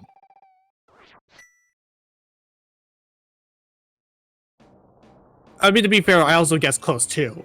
So, hey. Yep, we do not have any 2s in chat, so Game Bunker is first with 1. Wait, was it Game Bunker first or Yep. Space? Oh no, it was Space Drink actually. I take that back. I'll still shout you out too, by the way. I'll shout you out. I'll shout you out, Game Bunker. It's actually Space Drink with 1 before first. I didn't see that one either. So, but either way, the seed decided it was going to be nice to finish us off, give us a really, really quick Ganon's Tower big key, which that's something. It's not enough. It's still a terrible seed, but it's something. Oh, it was a tie too. Oddly enough, from what I can tell. But so now sab0tender is going to at least commit to doing Master Sword Silverless if he decides to not look in the final four chest of the game and just go all out. Which is interesting. This is not ideal mental conditions for either of our runners at this point, and having to do a full-on spin cycle Ganon is really not something you want to do ever, much less with this seed playing out the way it has. Although honestly, at this point, with sab0tender running up Ganon's tower, he's probably either expecting that TheSabin made the exact same set of plays or did something else equally time-consuming. Because if you haven't seen that dot done yet, and you've pulled the pedestal and done all of that, then chances are, once you get this close to being done, your opponent probably did the same thing. Yeah, it's an interesting little facet. Like, you have to get into the mind of your opponent as well as you're racing one-on-one. What do you think their current situation is right now? Where are they currently in the game? Looking at your timer, just are you behind or are you ahead? Did they make a fatal mistake? Are they actually ahead and you made a fatal mistake? You have to consider all of these.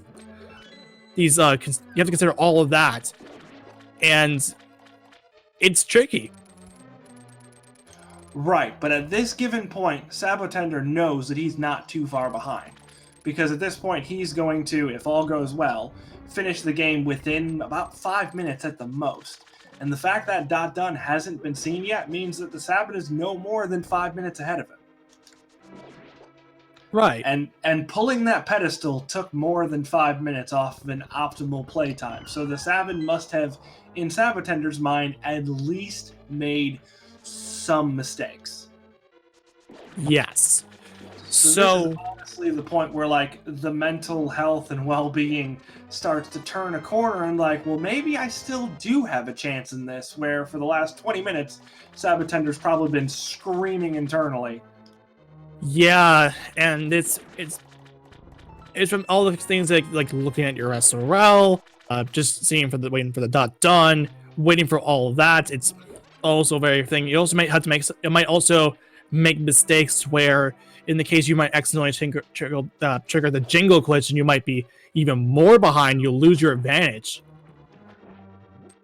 Single arrow in the first chest. There's our cape, so the book was, of course, never needed. Hey, it's okay. We can still go back and get it. I'll bet your other 2 swords are sitting on the tablets. Yeah, but to be fair, the cape does help in this regard, too. Because with Master Sword Serverless, you'll have to use cape a whole lot. 20 rupees in the pre-Moldarm 2 chest. Alrighty, so 1 chest standing between us and a... Oh, alright. Alright, jerk. Stupid Moldarm.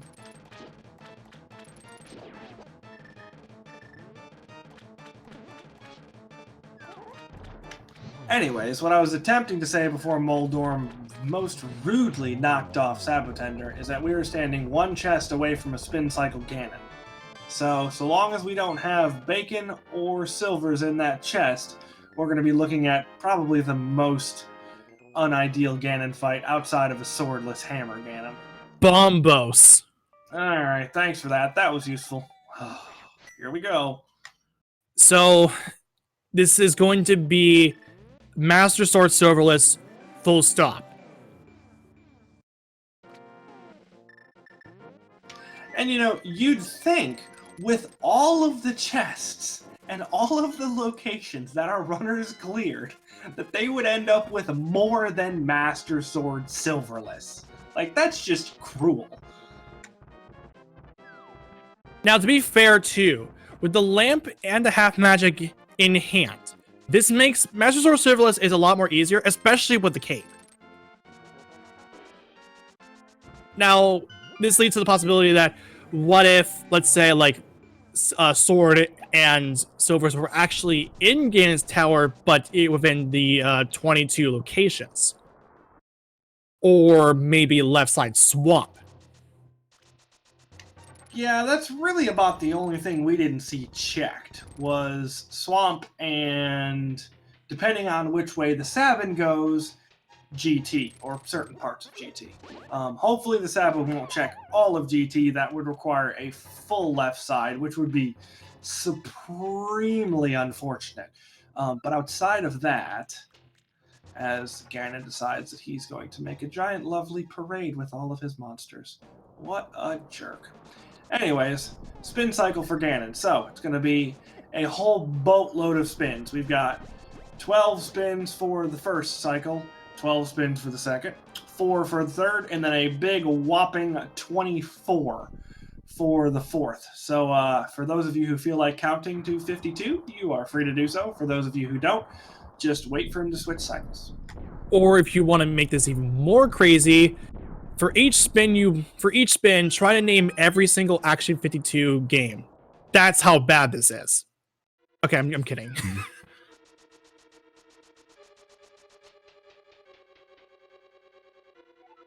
And this is honestly by far the worst portion of this Ganon fight.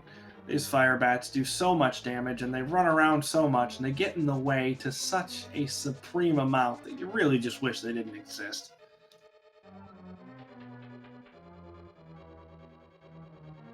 I think SABin might have... Yeah, he went for hope. Oh no, he's actually going for left.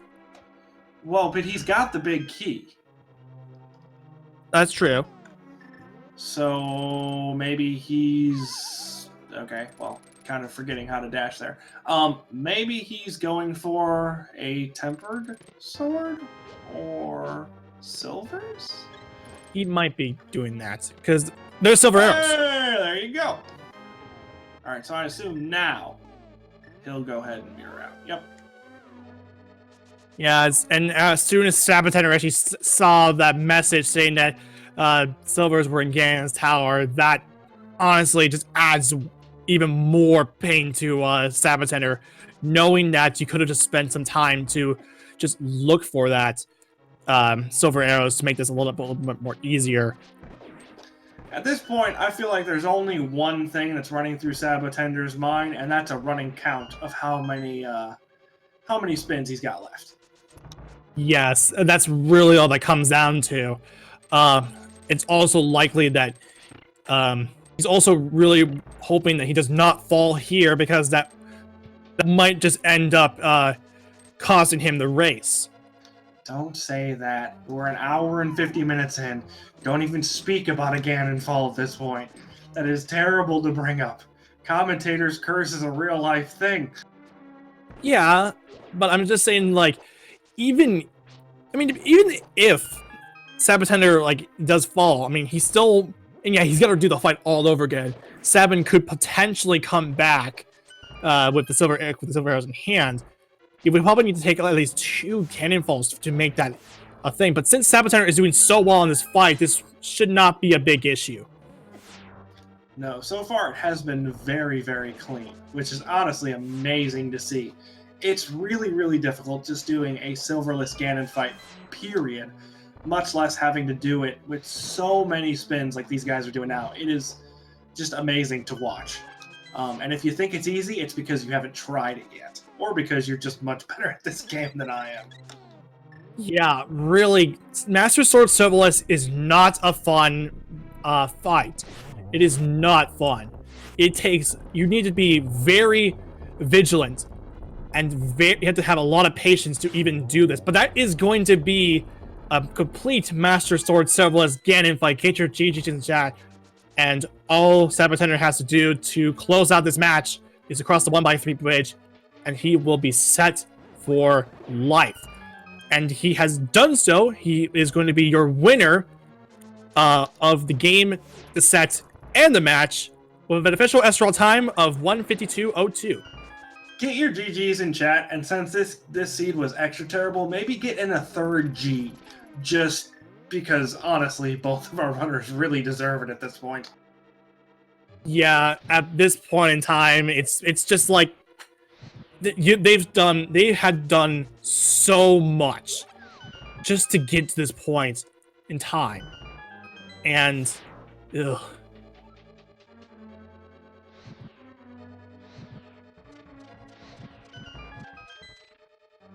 So SABin making their way up to the Moldorm 2 fight. Yep, as sab0tender decided that he has seen enough Zelda for the day, we're just going to kind of turbo through these credits real quick here. Yeah, I don't blame him, honestly. It feels so bad for SABin to did that's Okay, that's insult to injury. yeah, really that hurts so much.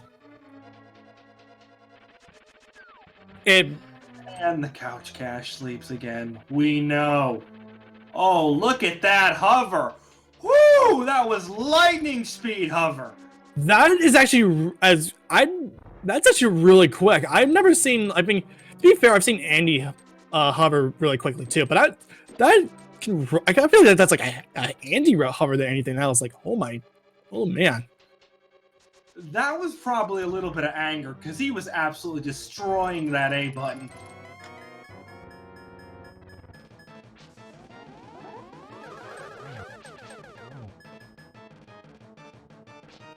Yeah, I feel like, as Chad is pointing out, let's hope the couch cash sleeps again forever. I don't blame him, honestly. So that's SABin's fight. All he's got to do now is fight the big pig. He'll have less fights. He'll have less spins to deal with. It's going to be at least what? It's still 28. But 28, yeah. Well, it's going to be 28 plus however many he needs for his silver hits, but it's not going to be 24 for that final phase because he'll still be able to slap him with some silvers. Yeah, that gets it. So SABin is now on the Ganon fight. He's going to have to do those spins in order to keep this, at least finish the race. At this point, you have to just gotta stick it out.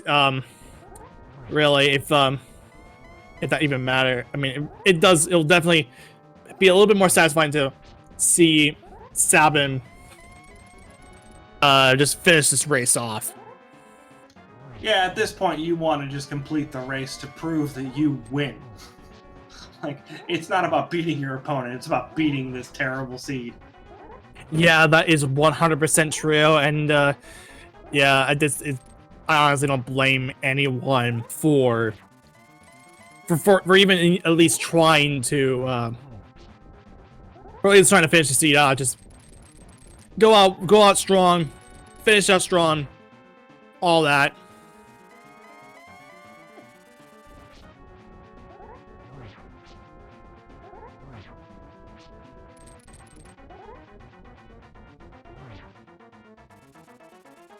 So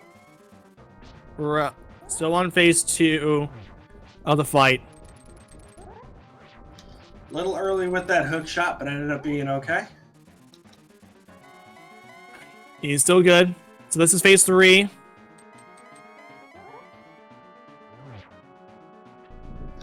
Although phase 3 is still not easy with Master Sword, since you have to charge up spins for every phase. Yeah, no kidding. You have to charge up and like please just don't fall off. That just having to fall off now would just be horrible. This would be horrible. SABin gets torch glitch. Oh, it's gotta be careful here. Does SABin have a potion? I don't know. Oh man. Have a heart. Not in the right, not in the spot. Okay. Shoot those arrows in. That's 1. Ooh. That was a rough one. I hate dodging these stupid fire bats. Alright, that's 2. Yeah. Oh. That's gonna hurt. Yeah, Kern in chat pointing out it looked like the silverless muscle memory was kind of kicking in there as he was trying to set up spins and realizing he didn't have to. And I think SABin might be calling it. Yeah, that's gonna be the FF for TheSabin, but get your GG's in chat for TheSabin anyway. He put up an excellent fight in this set in this match as well. TheSabin will still be able to continue playing in this. This is double elimination after all, so you will still have a chance to at least claw back into the finals.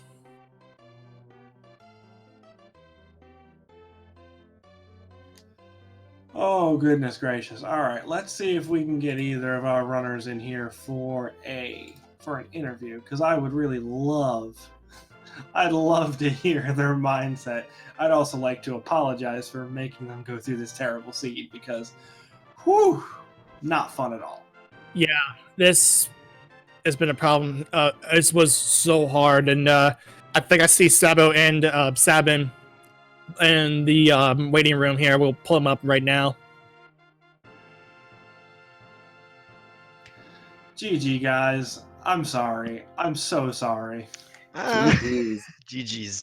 That was a really seed, to be honest. Like, there was everything that you can hope for. Not really, though. Like, I honestly don't know how to route the seed without sequence breaking.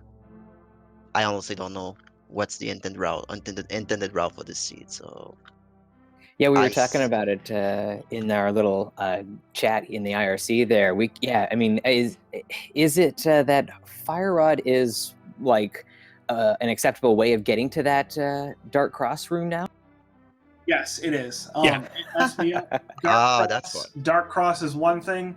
Also, the coin room in Pod is in Logic, and Armos. Not the big chest, but Armos, or the big key chest, but Armos himself. All those are in Logic with the Fire Rod. That is why that explains everything. Because I was expecting the lamp. I was like, why does the hook shot was behind basically the lamp? I was like, oh, I was supposed to get lamp somewhere, and I was thinking about I must have screwed up something. I was freaking out, missing a location, and it turns out that I was fine. It's just something I wasn't aware of. Yeah, and we were discussing too about how you guys were feeling after both pulling the pedestal and finding out that there was absolutely nothing on there. Yeah, that was fun. Yeah, we kind of felt like did you guys feel like you were behind during that whole thing when you both pulled the pedestal? Yes. Yeah, I don't think I was at any point of this.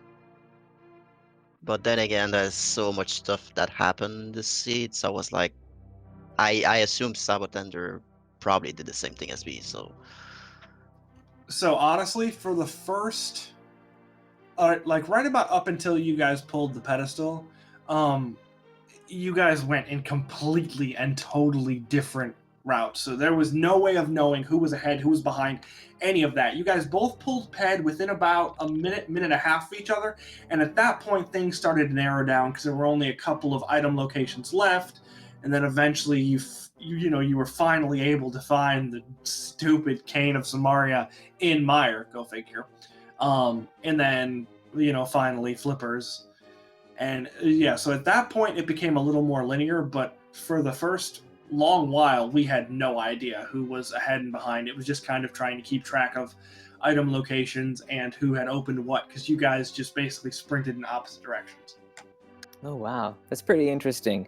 We actually raced yesterday, and we had Cane of Samaria show up in Misery Mire again. So this is 2 in a row. I think that's why we avoided it like the plague. We thought there's no way it's going to be in there again. So we pulled Ped probably. We thought anything else was possible except Misery Mire, and of course it was in there. Yeah, I think I checked everything in the wall, the overwall. I was like, all right, this is the same thing as yesterday again. Let's go to Mire. I have the medallion. Let's check it out. And of course, it was there. So yeah. Yeah, I've noticed a couple of interesting trends for this version. It does seem like Sick Kid is holding stuff every now and again. Hype Cave is completely and totally trash mostly. And there have been a couple of locations that are just kind of oddly useful. Like, I think I've seen 2 races that have been won already in this tournament by use of fake powder. Like, twice already. Interesting.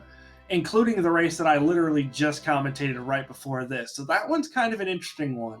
I'm just kind of trying to keep my head open and watch a couple more races to see if that's a more consistent thing, because we're all trying to figure out the meta right now, because it's a brand new version, and with pseudo RNG comes very interesting things that sometimes show tendencies that shouldn't be there. Yeah, right, totally. Yeah. But if you got any final thoughts, sound off. I just want to thank you guys for doing commentary. Hammer Bro, Professor Render, thanks a lot, guys. White Wolfos, thanks for doing the tracking behind the scenes there. And GG's to TheSabin. We had a couple of rough seeds, dude. And Yeah. best of luck in the next That was fun though. stage. That was fun though. I had fun. That's what matters. Like I joined the tournament for having fun and playing the randomizer and actually learn a little bit more, because I used to play my last tournament was like the first one in 2017. So I had I had a whole bunch of stuff to actually learn and to get better. So Hey, definitely kudos to both of you guys for doing the racing, because if you guys weren't racing, I'd just be kind of sitting here in my room talking to myself. So you guys give us something to commentate over, and I definitely appreciate that. So good luck to both of you. I hope to see you guys in the future races, and I hope to commentate some more races from you guys, because that was really, I mean, I'm going to be honest and say it was fun to watch. I know it probably wasn't as fun for you guys, but it was fun to commentate, especially knowing that I don't have to play this seed. yeah, Yeah. I feel like this seed was interesting to watch from a viewer's perspective though.